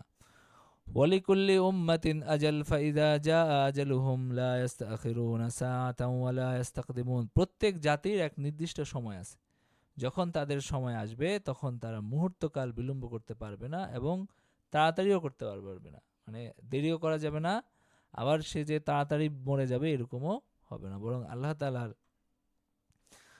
তাআলার মানে নির্ধারিত সময়ই সবার মৃত্যু হবে এবং সবকিছু ঘটবে। ইয়া বানি আদম ইম্মা ইয়াতিয়ান্নাকুম রুসুলুম মিনকুম ইয়াকুসসুনা আলাইকুম আয়াতি, হে বনি আদম, যদি তোমাদের মধ্য থেকে কোনো রাসূল তোমাদের কাছে এসে আমার নিদর্শন বিবৃত করে, তখন যারা সাবধান হবে এবং নিজেদের সংশোধন করবে তাহলে তাদের কোনো ভয় থাকবে না এবং তারা দুঃখিত হবে না। والذين كذبوا بآياتنا واستكبروا عنها أولئك أصحاب النار هم فيها خالدون, যারা আমার নিদর্শনকে অস্বীকার করেছে এবং সে সম্বন্ধে অহংকার করেছে তারাই অগ্নিবাসী, সেখানে তারা স্থায়ী হবে। ফামান আযলামু মিম্মান ইফতারা আলাল্লাহি কাযিবান, এই যে এখানে কি, এখানে কাযযাবু বিআয়াতিনা ওয়াস্তাকবারু আনহা, তারা অহংকার করছে। তো অহংকার কি, অহংকার হলো ওই যে শয়তান করছিল, এবং অহংকার হেদায়েত থেকে দূরে থাকার একটা বড় কারণ। ফামান আযলামু মিম্মান ইফতারা আলাল্লাহি কাযিবান আও কাযযাবা বিআয়াতিহি উলাইকা ইয়ানালুহুম নাসীবুহুম মিনাল কিতাব, যে ব্যক্তি আল্লাহ সম্বন্ধে মিথ্যা রচনা করে কিংবা তার নিদর্শনকে অস্বীকার করে তার চেয়ে বড় জালেম আর কে? তাহাদের জন্য যে হিস্সা লিপিবদ্ধ রহিয়াছে উহা তাদের নিকট পৌঁছিবে, যতক্ষণ না আমার ফেরেশতাগণ জান কবজের জন্য তার নিকট আসিবে ও জিজ্ঞাসা করবে, আল্লাহ ছাড়া যাদেরকে তোমরা ডাকতে তারা কোথায়? তারা বলবে, তারা আমাদের নিকট হইতে অন্তর্হিত হইয়াছে, এবং তারা স্বীকার করবে যে তারা কাফের ছিল। তারা বলবে যে আমাদের নিকট থেকে তারা অন্তর্হিত হইয়াছে এবং তারা স্বীকার করবে যে তারা কাফের ছিল। হাত্তা ইযা জাআতহুম রুসুলুনা ইয়াতাওয়াফাউনাহুম ক্বালু আইনা মা কুনতুম তাদউনা মিন দুনিল্লাহ, তো তাদের জন্য যে হিস্সা লিপিবদ্ধ রহিয়াছে উহা তাদের নিকট পৌঁছিবে, যতক্ষণ না আমার ফেরেশতাগণ জান কবজের জন্য তাদের নিকট আসবে এবং জিজ্ঞাসা করবে।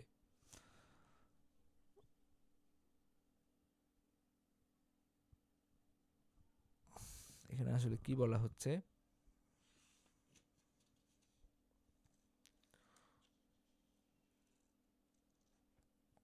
37।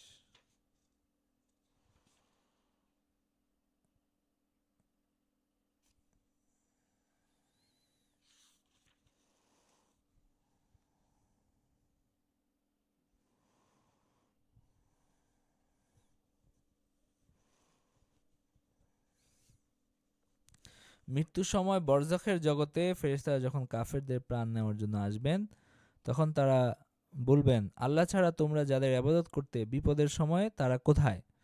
তখন কাফেররা নিজের ভুল বুঝতে পারবে এবং নিজেদের কাফের হওয়ার স্বীকারোক্তি করে লজ্জিত হবে, কিন্তু অসময়ে লজ্জা কোনো কাজে আসবে না। তো এখানে এটা কথা বলা হচ্ছে। আর 37।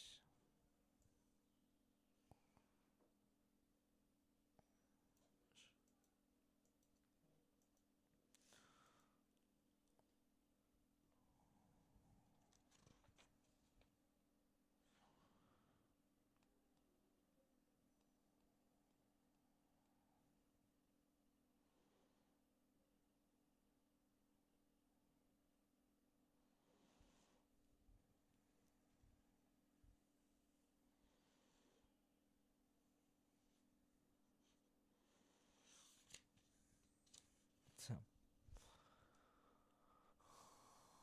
উলাইকা ইয়ানালুহুম নাসিবুহুম মিনাল কিতাব, তাদের জন্য যে হিস্সা লিপিবদ্ধ আছে সেটা তাদের নিকট পৌঁছবে। মানে তাদের জন্য কি লিপিবদ্ধ আছে? যে রিজিক বা যেই আপনার হলো দুনিয়ার যে ভোগবিলাস লিপিবদ্ধ আছে সেটা তাদের কাছে পৌঁছবে, যারা এইসব অকাজ যারা করে। হাত্তা ইদা জাআতহুম রুসুলুনা ইয়াতাওয়াফাউনাহুম, এরপরে যখন তাদের কাছে আমাদের রাসূলরা আসবে জান কবজ করার জন্য, ক্বালু আইনা মা কুনতুম তাদউনা মিন দুনিল্লাহ, তোমাদের সাথে তোমাদের দেবতারা তো নাই। ক্বালু দাল্লু আন্না ওয়া শাহিদু আলা আনফুসিহিম আন্নাহুম কানু কাফিরিন, তখন তারা বলবে যে তারা তো আমাদের নিকট হইতে অন্তর্হিত হইয়াছে এবং তারা স্বীকার করবে যে তারা কাফের ছিল। তো এটা হলো মূলত এই আয়াতটার অর্থ। قال ادخلوا في أمم قد خلت من قبلكم من الجن والإنس في النار, আল্লাহ বলবেন তোমাদের পূর্বে যে জিন ও মানব দল গত হইয়াছে তাদের সহিত তোমরা অগ্নিতে প্রবেশ করো। যখনই কোনো দল উহাতে প্রবেশ করবে তখনই অপর দলকে তারা অভিসম্পাত করবে, এমনকি যখন সকলে উহাতে একত্র হবে তখন তাদের পূর্ববর্তীগণকে সম্পর্কে বলবে, হে আমাদের প্রতিপালক, ইহারাই আমাদের বিভ্রান্ত করেছিল, সুতরাং ইহাদিগের শাস্তি দ্বিগুণ করে দাও। মানে যারা পূর্বপুরুষ যাদের অনুসরণ তারা করছে তাদের শাস্তি দ্বিগুণ করে দাও, এটা তারা বলবে। আল্লাহ বলবেন প্রত্যেকের জন্য দ্বিগুণ রয়েছে কিন্তু তোমরা জানো না, প্রত্যেকের জন্য দ্বিগুণ শাস্তি আছে কিন্তু তোমরা জানো না। وقالت أولاهم لأخراهم فما كان لكم علينا من فضل فذوقوا العذاب بما كنتم تكسبون, আর পরবর্তীতে বলবে যে আমাদের উপর তোমাদের কোনো শ্রেষ্ঠত্ব নাই, তোমরা যে একেবারে কম করছো, আরে আমাদের অনুসরণ করছো দেখে তোমাদের অপরাধ কম হয়ে গেছে, ব্যাপারটা এরকম না। এখন নিজের কৃতকর্মের স্বাদ আস্বাদন করো, শাস্তি আস্বাদন করো, তোমরা যে বেঁচে যাবা এরকম না। তো তারাও তাদেরকে আসলে ছাড়তে চাচ্ছে না আর কি। তো এই রুকু থেকে শিক্ষা নির্দেশনা কি আমাদের? কেউ একজন বলেন।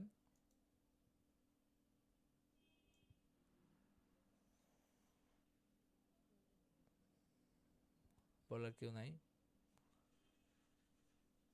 সালমা ইয়াসমিন বলেন।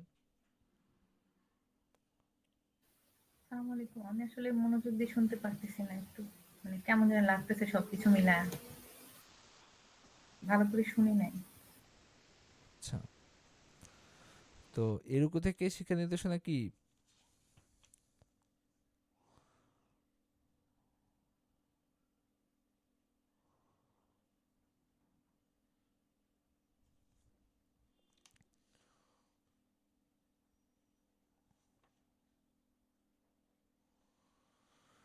একটা হলো যে আপনার একটা জিনিস কি, সেটা হলো যে আল্লাহ তাআলা বলছেন যে তোমাদের জন্য আমি কি করি নাই, জিনাতকে হারাম করি নাই। দুনিয়ার যে হালাল যে ভোগ বিলাসের উপকরণ আছে, হালাল খাবার, হালাল সামগ্রী, এগুলো তোমাদের গ্রহণ করা উচিত পরিমিত পরিমাণে, অপচয় করে না। পরিমিত পরিমাণে আল্লাহ তাআলা বলছেন তোমাদেরকে গ্রহণ করা উচিত। এবং আল্লাহ তাআলা বলছেন যে এগুলো মুমিনদের জন্যই, আল্লাহ তাআলার নেয়ামত। দুনিয়ায় মুমিনদের জন্য, কাফেরদের জন্য উন্মুক্ত, কিন্তু কিয়ামতের দিন শুধু মুমিনদের জন্য। তো সেটা একটা গুরুত্বপূর্ণ বিষয়। আর আল্লাহ তাআলা যে হারাম করছেন কি জিনিস, সেখানে আল্লাহ তাআলা বলছেন সংক্ষেপে যে অশ্লীলতা হারাম করছেন আল্লাহ তাআলা, অন্যায়, বিদ্রোহ, কোনো অন্যায় ছাড়া বিদ্রোহ, তারপরে হলো আপনার আল্লাহর সাথে শিরক করা, এই বিষয়গুলো আল্লাহ তাআলা হারাম করছেন। এবং মানুষের যে পরিণতি, মানে হলো সে কবে মৃত্যুবরণ করবে, কবে তার আয়ু শেষ হয়ে যাবে, সেটা লিপিবদ্ধ আছে, সে অনুযায়ী তারা হলো মৃত্যুবরণ করবে, এটা কোনো কম বেশি হবে না। তো এরপরে আল্লাহ তাআলা জাহান্নামবাসীদের কিছু অবস্থা বর্ণনা করছেন। এবং আরেকটা বিষয় হলো যে আল্লাহ তাআলার বলছেন যে তার চেয়ে বড় জালেম কে, যারা হলো আল্লাহ তাআলার ইফতারা আলাল্লাহি কাযিবান আও কাযযাবা বিআয়াতি, যারা আল্লাহ তাআলার উপর মিথ্যা আরোপ করে অথবা তার আয়াতসমূহকে তারা মিথ্যা বলে। আলাল্লাহি কাযিবান, একটা হলো আল্লাহ তাআলার উপরে সে কোনো মিথ্যা আরোপ করলো, আল্লাহ তাআলার নামে কোনো মিথ্যা চালাইলো। আরেকটা হলো যে আল্লাহ তাআলার কোনো আয়াতকে সে মিথ্যা সাব্যস্ত করলো। তো উলাইকা ইয়ানালুহুম নাসিবুহুম মিনাল কিতাব, তারা আপনার হলো তাদের নির্ধারিত অংশ তাদের নিকট পৌঁছবে তাদের রিজিকের। এরপর তারা হলো যখন আলমে বারজাখে আসবে, তাদের রূহ কবজ করাবে, তখন ফেরেশতারা তাদেরকে বলবে যে আজকে তোমাদের ওই শরীকরা কোথায়। তো এবং জাহান্নামে পাপীদের কি অবস্থা হবে সেটার কিছু বর্ণনা এখানে আছে। আচ্ছা, এরপরে 5 নম্বর রুকুতে কাফেরদের জন্য আসমানের দরজা খোলা হবে না, কেবল মুমিনরাই জান্নাতে প্রবেশ করবে, এবং জান্নাতবাসী ও জাহান্নামবাসীদের মধ্যে কি কথোপকথন হবে সেটা এই রুকুতে আছে। ইন্নাল্লাযীনা কাযযাবু বিআয়াতিনা ওয়াস্তাকবারু আনহা লা তুফাত্তাহু লাহুম আবওয়াবুস সামাই ওয়া লা ইয়াদখুলুনাল জান্নাতা হাত্তা ইয়ালিজাল জামালু ফি সাম্মিল খিয়াত ওয়া কাযালিকা নাজজিল মুজরিমিন। যারা আমার নিদর্শনসমূহকে অস্বীকার করে এবং এটা নিয়ে অহংকার করে, তাদের জন্য আকাশের দ্বার কখনো উন্মুক্ত হবে না, এবং তারা জান্নাতেও প্রবেশ করতে পারবে না যতক্ষণ না সূচের ছিদ্র পথে উষ্ট প্রবেশ করে। মানে আল্লাহ তাআলা বলছেন কি যে জান্নাতে প্রবেশ করে একজন কাফেরের জান্নাতে যাওয়া এটা এত অসম্ভব, যেভাবে একটা সুয়ের ভিতরে একটা সুয়ের যে ছিদ্র কতটুকু থাকে, খুব ছোট একটা ছিদ্র যেটা দিয়ে আপনার হলো সুতা ঢুকাইতে অনেক কষ্ট হয়, তো সেখান দিয়ে একটা উট প্রবেশ করা এটা কি মানে একটা অকল্পনীয় ব্যাপার। তো এটা আল্লাহ তাআলা বলছেন যে কাফেরের জান্নাতে ঢুকা একটা অকল্পনীয় ব্যাপার। এইরূপ আমি অপরাধীদেরকে প্রতিফল দিব, তাদের সজ্জা হবে জাহান্নামের এবং তার উপরে আচ্ছাদনও, এইভাবে আমি জালেমদেরকে প্রতিফল দিব। আমি কাউকেও তার সাধ্যাতীত ভার অর্পণ করি না, মানে কাউকে আমি তার সাধ্যাতীত কোনো দায়িত্ব দিই না। লা নুকাল্লিফু নাফসান ইল্লা উসাহা। যারা ঈমান আনে ও সৎকার্য করে তারাই জান্নাতবাসী এবং সেখানে তারা স্থায়ী হবে। আমি তাদের অন্তর থেকে ঈর্ষা দূর করব, তাদের পাদদেশে প্রবাহিত হবে নদী, এবং তারা বলবে প্রশংসা আল্লাহর, যিনি আমাদেরকে ইহার পথ দেখাইয়াছেন। আল্লাহ আমাদেরকে পথ না দেখাইলে আমরা কখনো পথ পাইতাম না। আমাদের প্রতিপালকের রাসূলগণ তো সত্যবাণী আনিয়াছিল, এবং তাদেরকে সম্বোধন করিয়া বলা হইবে তোমরা যা করতে তারই জন্য তোমাদেরকে জান্নাতের উত্তরাধিকারী করা হয়েছে। ওয়ানুদু আতিলকুমুল জান্নাতু উরিসতুমুহা বিমা কুনতুম তা'মালুন। একজন ডেকে বলবে, মানে ঘোষণা করবে, ওয়ানুদু আতিলকুমুল জান্নাতু উরিসতুমুহা বিমা কুনতুম তা'মালুন। এই যে জান্নাত তোমাদেরকে দেওয়া হয়েছে এটা তোমরা তোমাদের কর্মফলের বলেই তোমরা পাইছো, তোমরা কর্মফল এবং আল্লাহ তাআলার অনুগ্রহের কারণেই এটা তোমাদেরকে দেওয়া হয়েছে। ওয়ানাদা আসহাবুল জান্নাতি আসহাবান নারি আন কাদ ওয়াজাদনা মা ওয়াদানা রাব্বুনা হাক্কা। জান্নাতবাসীগণ অগ্নিবাসী জাহান্নামীদেরকে সম্বোধন করে বলবে যে আমাদের প্রতিপালক আমাদেরকে যে প্রতিশ্রুতি দিয়েছিলেন আমরা তো তা সত্য পাইয়াছি। ফাহাল ওয়াজাদতুম মা ওয়াদা রাব্বুকুম হাক্কা, তোমরাও কি সেটা সত্য পাইছো যেগুলো তোমাদেরকে সাবধান করা হয়েছিল? কালু নাম, তারা বলবে হ্যাঁ আমরাও তো সত্য পাইছি। তখন একজন ঘোষণাকারী ঘোষণা করবে আল্লানাতুল্লাহি আলা যালিমিন। ফাআযানা মুআযযিনুম বাইনাহুম আল্লানাতুল্লাহি আলা যালিমিন। তখন একজন ঘোষণাকারী ঘোষণা করবে যে জালেমদের উপর আল্লাহ তাআলার লানত, যারা জুলুম করছে, যারা আল্লাহ তাআলার বিধান মানে নাই, তারা তো জুলুম করছে, এই জালেমদের উপর আল্লাহ তাআলার লানত, তারা আল্লাহ তাআলার রহমত থেকে বঞ্চিত হয়েছে। ওয়াল্লাযীনা ইয়াসুদ্দুনা আন সাবিলিল্লাহি ওয়া ইয়াবগুনাহা ইওয়াজা ওয়া হুম বিল আখিরাতি কাফিরুন। যারা আল্লাহর পথে প্রতিবন্ধকতা সৃষ্টি করত এবং উহাতে বক্রতা অনুসন্ধান করত, তাহারাই আখিরাত সম্পর্কে অবিশ্বাসী। উভয়ের মধ্যে পর্দা আছে এবং আরাফে কিছু লোক থাকবে যারা প্রত্যেককে তার লক্ষণ দিয়ে চিনবে এবং জান্নাতবাসীদেরকে সম্বোধন করে বলবে যে তোমাদের শাস্তি হোক। আর তারা তখনও জান্নাতে প্রবেশ করে নাই কিন্তু আকাঙ্ক্ষা করে। মানে কাদের কথা বলা হচ্ছে? আরাফবাসীর কথা। মানে জান্নাত এবং জাহান্নামের মাঝখানে থাকবে হলো আরাফ। এই আরাফবাসী হবে কারা? যাদের আপনার নেকির পাল্লা এবং বদির পাল্লা সমান সমান হয়েছে। মানে তাদেরকে জান্নাতেও দেওয়া হয় নাই, জাহান্নামেও দেওয়া হয় নাই, এরকম কিছু মানুষ, তাদেরকে বলা হয়েছে আসহাবুল আরাফ।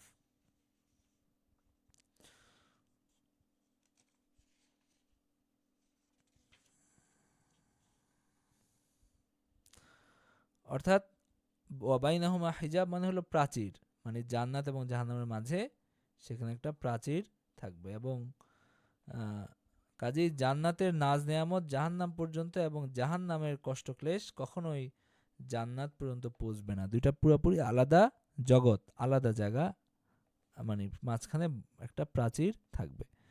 ওয়ালাল আরাফি রিজালুন ইয়ারিফুনা কুল্লাম বিসিমাহুম। জান্নাত এবং জাহান্নামের মধ্যবর্তী যে ব্যবধায়ক প্রাচীরের শিখরে অবস্থিত সেই জায়গার নাম হলো আরাফ। আমল ওজন করার পর যাদের নেকি বদি সমান হবে তারা হবে আরাফবাসী, আর তাদের নেক আমল ভারী হবে তারা হবে জান্নাতি। পক্ষান্তরে যাদের বদ আমল বেশি হবে তারা হবে জাহান্নামী। পরিশেষে আরাফবাসীগণ জান্নাতে প্রবেশ করবে। তারা জান্নাতবাসী ও জাহান্নামবাসীদের মাঝখানে হওয়ার কারণে উভয় সম্প্রদায়কে তাদের বিশেষ চিহ্নের মাধ্যমে চিনতে পারবে। জান্নাতবাসীদেরকে দেখে তারা সালাম দিয়ে মোবারকবাদ জানাবে। তো তারা সালাম দিয়ে কি করবে? মোবারকবাদ জানাবে। আর জাহান্নামীদেরকে দেখার পর তারা দূর দূর করবে আর কি, যা করে। তো এই যে তারা সালাম দিতেছে এবং হলো তাদেরকে মানে নিন্দা মন্দ করতেছে, এইটার কারণে পরে তাদেরকে ক্ষমা করে দেওয়া হবে, ক্ষমা করে জান্নাতে। কারণ আল্লাহ তাআলার রহমত তার আযাবের উপর গালেব। আল্লাহ তাআলার রহমতের হারই কি বেশি।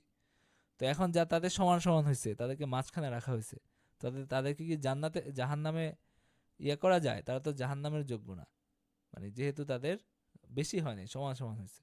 তো এক পর্যায়ে তাদেরকে জান্নাতই দিয়ে দেওয়া হবে।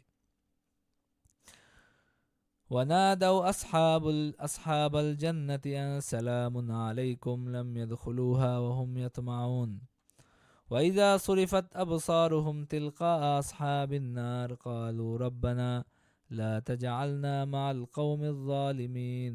যখন তাদের দৃষ্টি অগ্নিবাসীদের প্রতি ফিরিয়ে দেওয়া হবে তখন তারা বলবে হে আমাদের প্রতিপালক, আমাদেরকে জালেমদের সঙ্গী করিও না। মানে এই আরাফবাসী যখন তারা জান্নাতীদেরকে দেখবে তারা সালাম বলবে, তাদেরকে সালাম দিবে। তো তারা জান্নাতে প্রবেশ করে নাই কিন্তু আকাঙ্ক্ষা করে। আর যখন তারা হলো এই দোজখবাসীদেরকে দেখবে তারা তখন দোয়া করবে যে আল্লাহ তাআলা যেন আমাদেরকে এদের সঙ্গী না করেন, এই জালেমদের সঙ্গী যেন না করেন। আচ্ছা, এই রুকু থেকে আমাদের শিক্ষার নির্দেশনা কি? আমি একটু বলতে চাই জি, যে এখানে আমরা আমি আসলে 4টা রুকু ভালো করে শুনি নাই। আজকে সূরা আরাফ শুরু হয়েছে। রুকু 5 এ আমরা যেটা দেখলাম এখানে আল্লাহ মানে একেবারে প্রতি পয়েন্টে জান্নাতবাসী এবং জাহান্নামবাসীদের বৈশিষ্ট্য এখানে বর্ণনা করা হয়েছে খুব ডিটেইলে।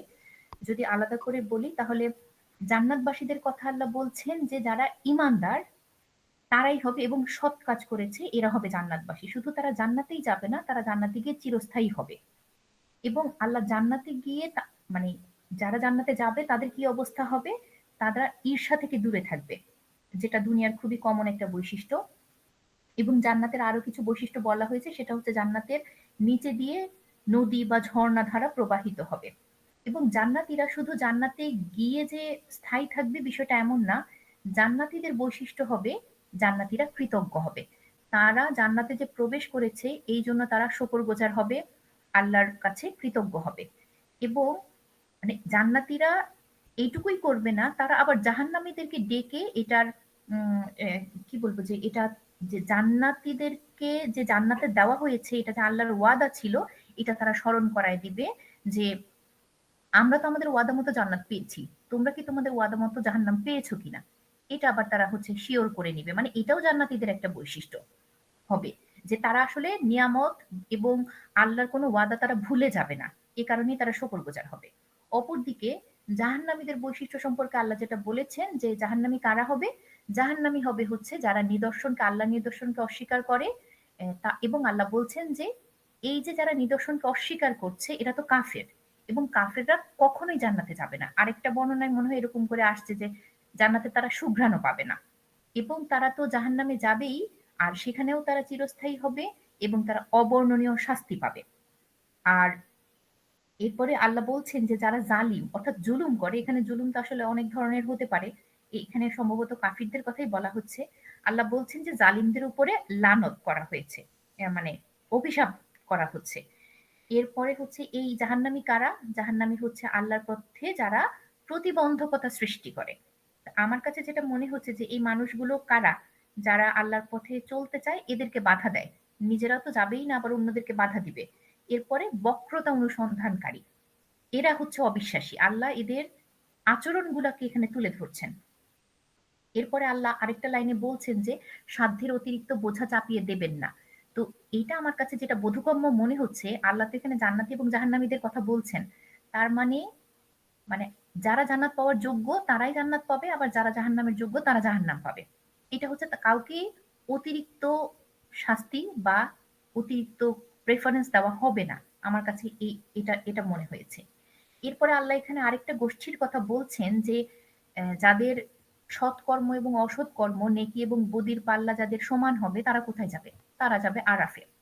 আরাফ এমন একটা জায়গা যেখানে হচ্ছে জান্নাতি এবং জাহান্নাম, জান্নাত এবং জাহান্নাম দুই দলকেই তারা দেখতে পাবে।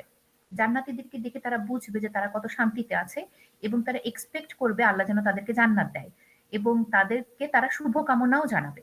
আর জাহান্নামী যারা, তাদেরকে দেখে তারা সেই পরিমাণ ভয় পাবে যে আহ, এইরকম শাস্তি মানে তারা আসলে কখনোই চায় না, এবং আল্লাহর কাছে তারা এটা থেকে পানাহ চাইবে। মূলত রুকু 5-এ এটাই বলা হয়েছে। তো আমাদের জন্য শিক্ষা যেটা, এখানে তো আল্লাহ খুবই স্পেসিফিক ভাবে প্রত্যেকের বৈশিষ্ট্য বর্ণনা করে দিয়েছেন। আমাদের উচিত হচ্ছে এই জান্নাতীদের বৈশিষ্ট্যগুলো ধারণ করে জাহান্নামীদের যে বৈশিষ্ট্যগুলো আল্লাহ বলে দিচ্ছেন এটা থেকে দূরে থাকা, এবং আরো বেশি দূরে থাকা। আরাফের যে সকল বৈশিষ্ট্যগুলো আছে এটাও আসলে মানে কি বলবো শাস্তিরও একটা অংশ।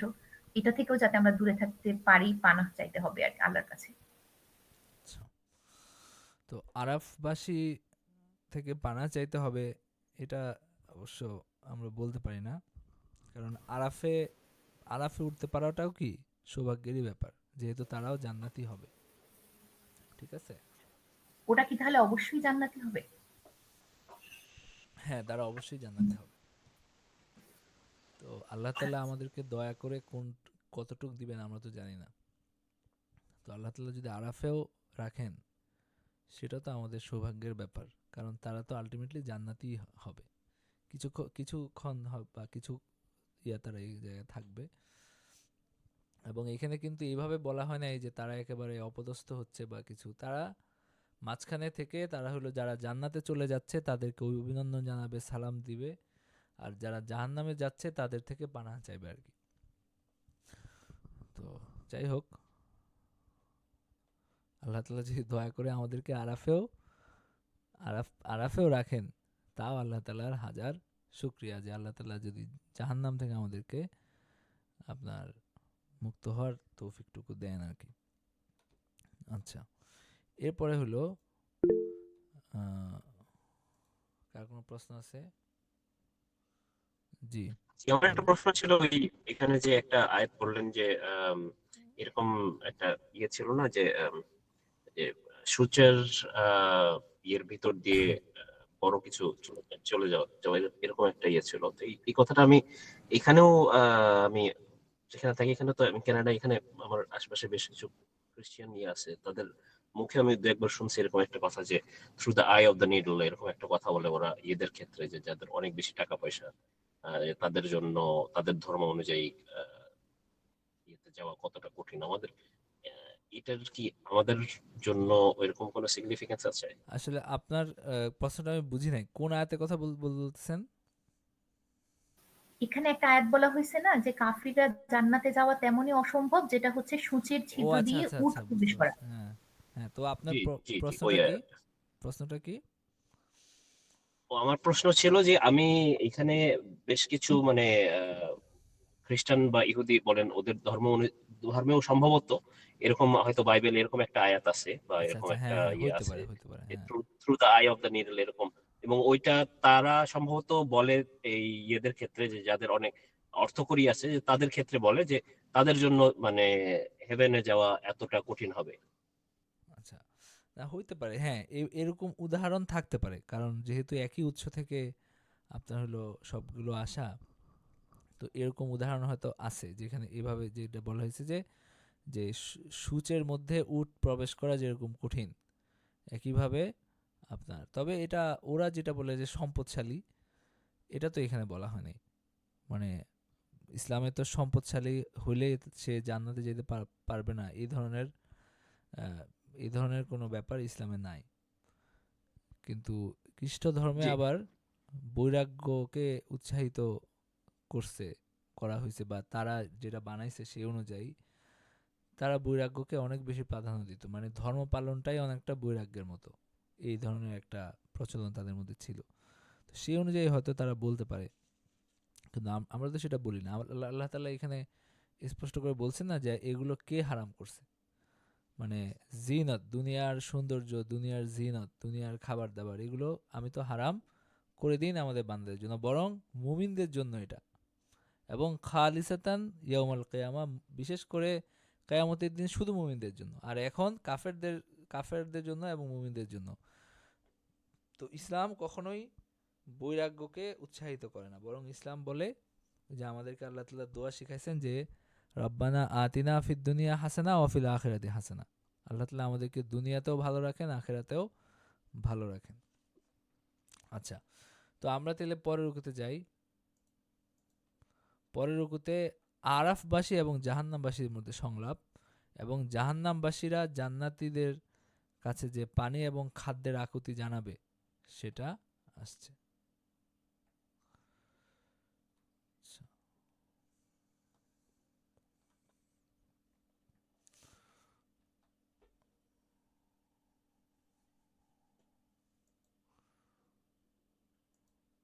আল্লাহ তাআলা বলেন, ওয়ানাদা আসহাবুল আরাফি রিজালান ইয়ারিফুনাহুম বিসীমাহুম ক্বালু মা আগনা আনকুম জামউকুম ওয়া মা কুনতুম তাস্তাকবিরুন। আরাফবাসীগণ যে লোকদেরকে লক্ষণ দ্বারা চিনবে তাদেরকে সম্বোধন করে বলবে, তোমাদের দল, তোমাদের অহংকার কোনো কাজে আসলো না। মানে আরাফবাসী জাহান্নামীদেরকে বলবে যে তোমাদের অহংকার তোমাদের কোনো কাজে আসলো না। নিজেরাও কিন্তু একটা বিপদের মধ্যে আছে। এরপরে তাদেরকে এই কথা বলবে, ইহারাই কি তাহারা যাদের সম্বন্ধে তোমরা শপথ করে বলতে যে আল্লাহ ইহাদের প্রতি দয়া প্রদর্শন করিবেন না, ইহাদেরকে বলা হইবে তোমরা জান্নাতে প্রবেশ করো, তোমাদের কোনো ভয় নেই এবং দুঃখিত হবে না। তো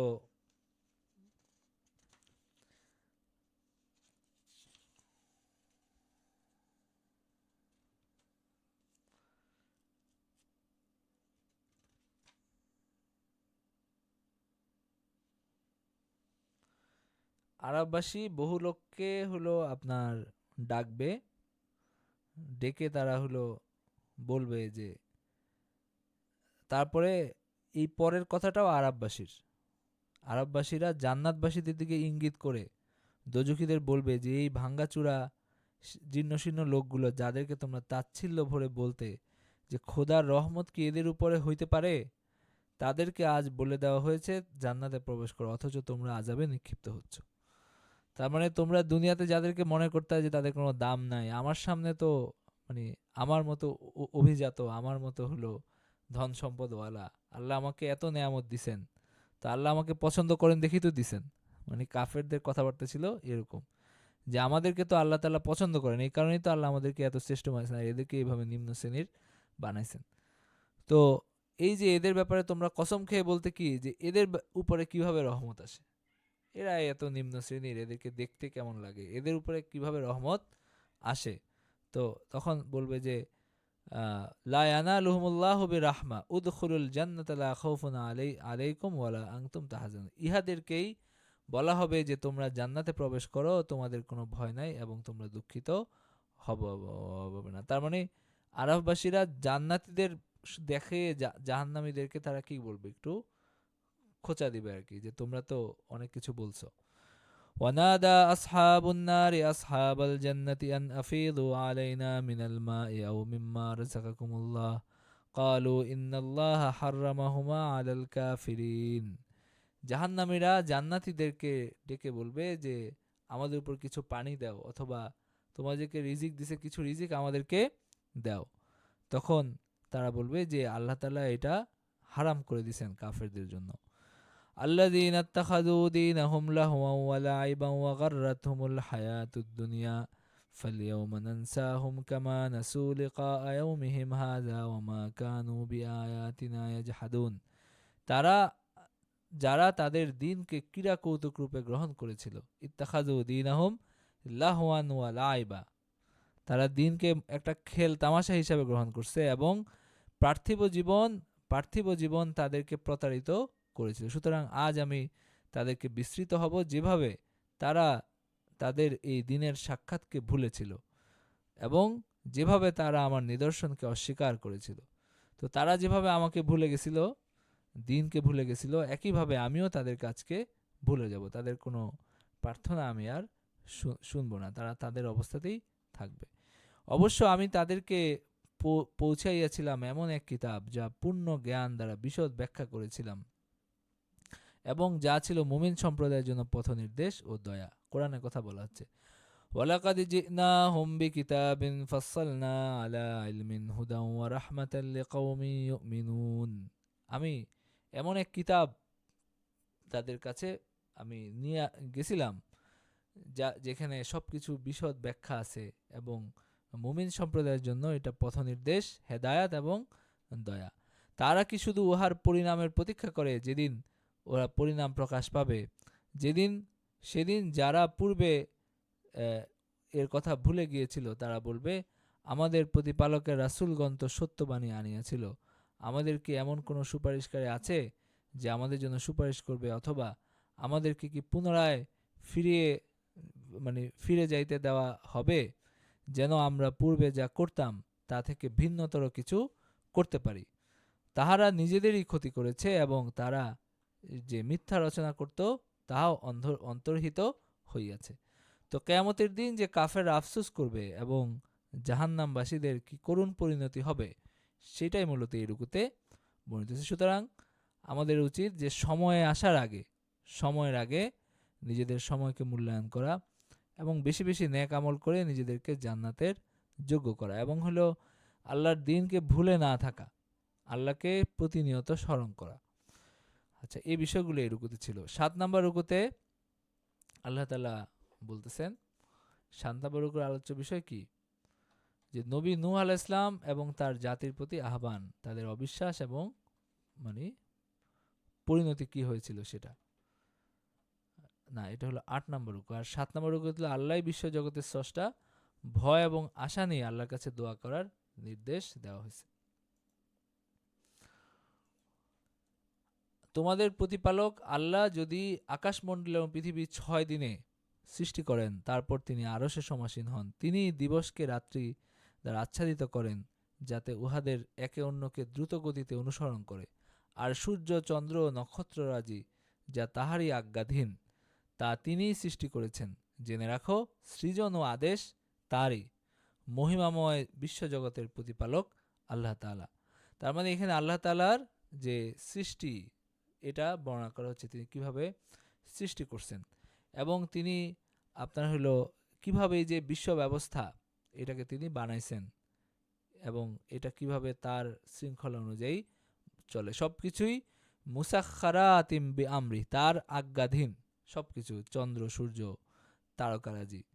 আলা আলাহুল খালক ওয়াল আমর, জেনে রাখো তিনি সৃষ্টি করছেন এবং সবকিছু তারই নির্দেশের অনুগত। এরপরে আল্লাহ তাআলা বলছেন, উদউ রাব্বাকুম তাদাররুআন ওয়া খুফিয়াহ ইন্নাহু লা ইউহিব্বুল মুতাদিন, তোমরা বিনীতভাবে গোপনে আল্লাহকে ডাকো। যেমন আমরা আগেও পড়ে আসছি এটা, যে আল্লাহকে ডাকতে বলা হয়েছে বিনীতভাবে গোপনে আল্লাহকে ডাকো। তিনি জালেমদেরকে পছন্দ করেন না, যারা বাড়াবাড়ি করে তাদেরকে তিনি পছন্দ করেন না। দুনিয়ায় শান্তি স্থাপনের পর তোমরা উহাতে বিপর্যয় ঘটাইও না, তাহাকে ভয় ও আশার সাথে ডাকবে, নিশ্চয়ই আল্লাহ অনুগ্রহ সৎকর্মপরায়ণদের নিকটবর্তী। মানে একটা শান্তি স্থাপিত হয়েছে, এরকম না যে যুদ্ধাবস্থা, শান্তি আছে, শান্তিপূর্ণ পরিবেশে তোমরা সেখানে ফাসাদ সৃষ্টি করো না। যখন যুদ্ধ লাগে তখন তো অন্য জিনিস, কিন্তু শান্তি স্থাপিত হয়েছে, এরপরে তোমরা জমিনে ফাসাদ সৃষ্টি করো না।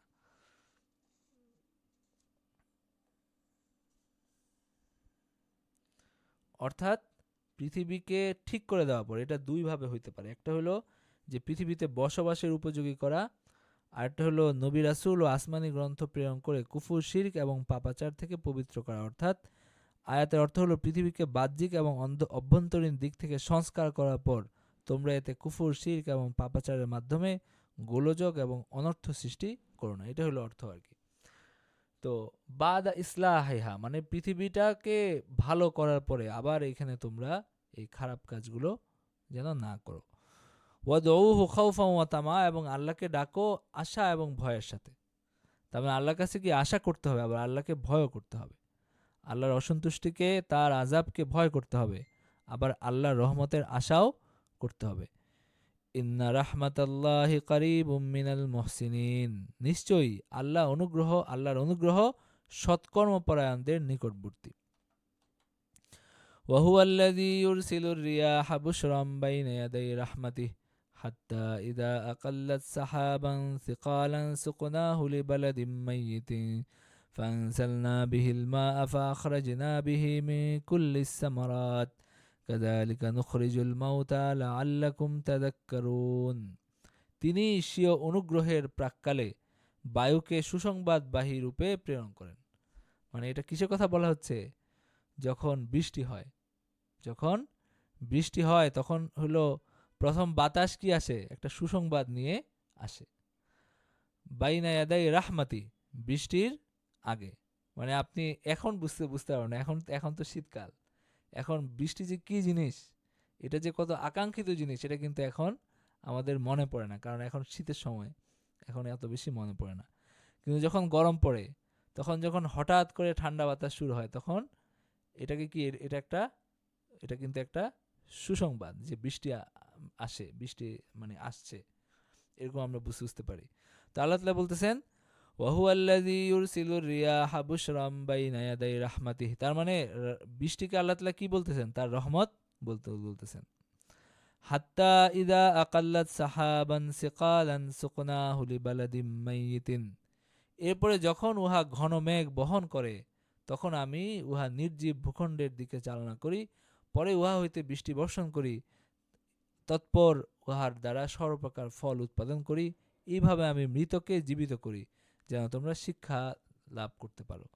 তার মানে কি আল্লাহ তাআলা এখানে কিন্তু মৃতকে জীবিত করছেন। এই যে আপনারা দেখবেন যে একদম শুকিয়ে গেছে, সব খা করতেছে, যখন বৃষ্টি হয় তখন আবার সুন্দর করে সেখানে গাছপালা গজায়। والبلد الطيب يخرج نباته بإذن ربه والذي خبث لا يخرج إلا نكدا كذلك نصرف الآيات لقوم يشكرون। এবং উৎকৃষ্ট ভূমি, ইহার ফসল ইহার প্রতিপালকের আদেশে উৎপন্ন হয়, এবং যা নিকৃষ্ট তাতে কঠোর পরিশ্রম না করলে কিছুই জন্মায় না। এইভাবে আমি কৃতজ্ঞ সম্প্রদায়ের জন্য নিদর্শন বিভিন্নভাবে আমি বিবৃত করি।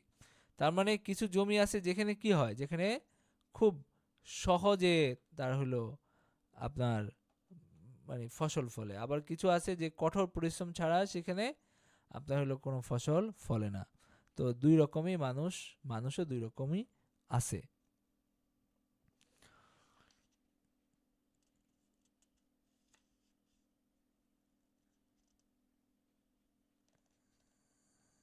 আচ্ছা, হ্যাঁ, তো ঠিক আছে। এরপরে হলো এই রুকুর শিক্ষা নির্দেশনা কি? একটা হলো যে আল্লাহকে ডাকতে বলা হয়েছে ভয় এবং আশার সাথে এবং গোপনে। আপনার হলো আল্লাহকে কাকুতি মিনতি করে গোপনে আল্লাহকে ডাকতে বলা হয়েছে। তো সবারই আল্লাহকে গোপনে ডাকা উচিত, আল্লাহর সাথে একটা নিজের একটা চাওয়া পাওয়ার সম্পর্ক তৈরি করা উচিত, গোপনে দোয়া করা উচিত, এবং তাকে ভয়ও করতে হবে, আশাও করতে হবে। আর আল্লাহ তাআলার রহমত এটা মুহসিনদের, সৎকর্মপরায়ণদের নিকটবর্তী। আর বৃষ্টি হলো আল্লাহ তাআলার রহমত, এবং তিনি বৃষ্টির মাধ্যমে তিনি নির্জীব ভূখণ্ডকে জীবিত করেন, মৃতকে এই জীবন দান করেন। সেটা দিয়ে আমাদের বোঝা উচিত যে এই যে মরে যাওয়া এবং জীবন দান, এটা আল্লাহর পক্ষে কোনো কঠিন কিছু না। এবং আল্লাহ তাআলা উদাহরণ দিচ্ছেন, যেমন উৎকৃষ্ট ভূমিতে আপনার সহজেই ফসল ফলে। আরেকটা হলো যে একটা মানে অনুর্বর ভূমি, সেখানে অনেক পরিশ্রম না করলে কি হয় না, ফসল ফলে না। তো এইভাবে আমি কৃতজ্ঞ সম্প্রদায়ের জন্য নিদর্শন বিভিন্নভাবে আমি হলো ছড়িয়ে ছিটিয়ে রাখছি। সব কিছুতে কি আছে, শিক্ষা গ্রহণ করার উপকরণ আছে।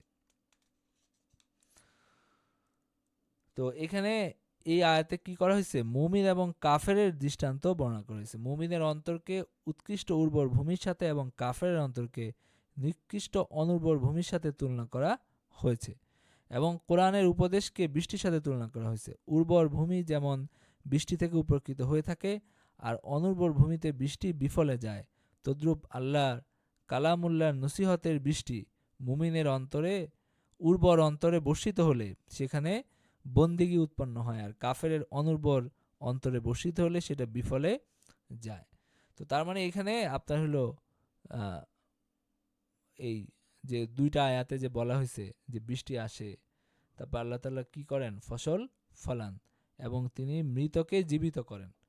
তো একজন মানুষ যখন সৎ মানে হলো যার অন্তরে হেদায়াতের ইচ্ছা আছে, মানে হেদায়াতের তাড়না আছে, বা সেটা গ্রহণ করার মতো যোগ্যতা আছে, যখন কোরআন তা সে শুনে বা কোরআন পড়ে, তখন তাকে আল্লাহ কি করেন, সেই যে মৃত মানে মৃত অবস্থা, সেটা থেকে আল্লাহ তাআলা জীবিত করেন। তার মানে এই দুইটা আয়াতেই মুমিনের অন্তরকেও এটার সাথে তুলনা করা হয়েছে, যে আল্লাহ তাআলা যে এইভাবে মৃতকে জীবিত করেন, মুমিনের অন্তরকে আল্লাহ তাআলা জীবিত করেন। আর হলো এই যে দুই রকম অন্তর আছে, কারো অন্তর অনেক কঠিন, মানে সেখানে কিছু ঢুকে না, আর কারো অন্তর হলো মানে সহজে আল্লাহ তাআলার কালাম সে হলো গ্রহণ করে এবং হেদায়েত লাভ করে।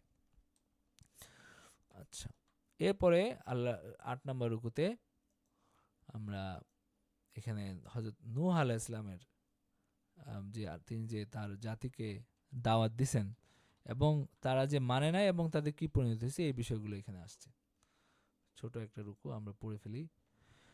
لقد أرسلنا نوحا إلى قومه فقال يا قوم اعبدوا الله ما لكم من إله غيره إني أخاف عليكم عذاب يوم عظيم। নূহ আলাইহিস সালাম পাঠিয়েছিলাম তার সম্প্রদায়ের কাছে, সে বলেছিল, হে আমার সম্প্রদায়, আল্লাহর ইবাদত করো, তিনি ব্যতীত তোমাদের কোনো ইলাহ নাই, আমি তোমাদের জন্য মহা দিনের শাস্তির আশঙ্কা করিতেছি। তার সম্প্রদায়ের প্রধানগণ বলেছিল, আমরা তো তোমাকে স্পষ্ট ভ্রান্তিতে দেখছি, তুমি তো হলো নতুন কিছু নিয়ে আসছো। তিনি তখন বললেন যে, হে আমার সম্প্রদায়, আমার মধ্যে কোনো ভ্রান্তি নাই, বরং আমি তো জগৎ সমূহের প্রতিপালকের রাসূল, আমার প্রতিপালকের বাণী আমি তোমাদের কাছে পৌঁছাইতেছি, এবং তোমাদেরকে আমি ভালো উপদেশ দিচ্ছি, এবং তোমরা যা জানো না আমি তা তোমাদের নিকট থেকে আল্লাহর নিকট থেকে জানি। মানে তোমরা আসলে জানো না, আমি আল্লাহর কাছ থেকে সেগুলো বিষয় কি জানি। তোমরা কি বিস্মিত হইতেছ যে তোমাদেরই একজনের মাধ্যমে তোমাদের প্রতিপালকের নিকট হইতে তোমাদের কাছে উপদেশ আসিয়াছে, যেন সে তোমাদেরকে সতর্ক করে, তোমরা সাবধান হও এবং অনুকম্পা লাভ করো। লিতাত্তাকু ওয়া লাআল্লাকুম তুরহামুন, তোমরা হলো আল্লাহকে ভয় করো যেন তোমরা অনুকম্পা লাভ করতে পারো। তারপরে তারা তাকে মিথ্যাবাদী বলে, তাকে তার সঙ্গে যারা তরণীতে ছিল। এরপরে আল্লাহ তাআলা কি করলেন? ফাকাযযাবুহু ফাআনজাইনাহু ওয়া মান মাআহু ফিল ফুলকি ওয়া আগরাকনাল্লাযীনা কাযযাবু বিআয়াতিনা। খুব সংক্ষেপে আল্লাহ তাআলা বলেছেন, অন্য জায়গায় আবার বিস্তারিত আছে কিভাবে তাদেরকে জন্য নূহ আলাইহিস সালাম বদদোয়া করছেন। এরপরে বৃষ্টির ফয়সালা হয়েছে, মানে বন্যার ফয়সালা হয়েছে। তারপরে আল্লাহ তাআলা নূহ আলাইহিস সালামকে মানে নৌকা বানানোর নির্দেশ দিয়েছেন এবং কিভাবে সেখানে তিনি সবাইকে নিয়ে তুলছেন। তো এইভাবে এরপর আল্লাহ তাআলা বাকি সবাইকে ধ্বংস করে দিয়েছেন। তো এখানে আল্লাহ তাআলা সেটা বলতেছেন খুব সংক্ষেপে যে ফাকাযযাবুহু, এরপরেও তারা যখন অস্বীকার করলো, তাকে মিথ্যা সাব্যস্ত করলো, ফাআনজাইনাহু ওয়াল্লাযীনা মাআহু ফিল ফুলক, তখন আমি নূহকে আমি মুক্তি দিলাম এবং যারা তার সাথে নৌকায় ছিল তাদেরকে আমি মুক্তি দিলাম। ওয়া আগরাকনাল্লাযীনা কাযযাবু বিআয়াতিনা ইন্নাহুম কানু কওমান আমিন, এবং বাকি যারা আমার আয়াতকে অস্বীকার করেছিল তাদেরকে আমি ডুবিয়ে ধ্বংস করে দিলাম। নিশ্চয়ই তারা ছিল অন্ধ সম্প্রদায়, তারা ছিল অজ্ঞ মূর্খ সম্প্রদায়, অন্ধ সম্প্রদায়। তো এই রুকু থেকে আমাদের শিক্ষা নির্দেশনা কি আছে? আল্লাহ তাআলা যে তার আদেশ না মানলে যে শাস্তি আসে, এবং এই বিষয়টা আমাদের এখান থেকে শিক্ষণীয় আছে যে আপনার খুব নূহ আলাইহিস সালাম তার যে জাতি তাদেরকে আপনার হলো দাওয়াত দিছেন, কিন্তু তারা সেটা গ্রহণ না করার কারণে তাদের উপর শাস্তি আসছে। আচ্ছা, তো কারো কোনো প্রশ্ন আছে? আজকে আমরা এখানেই শেষ করে দিব।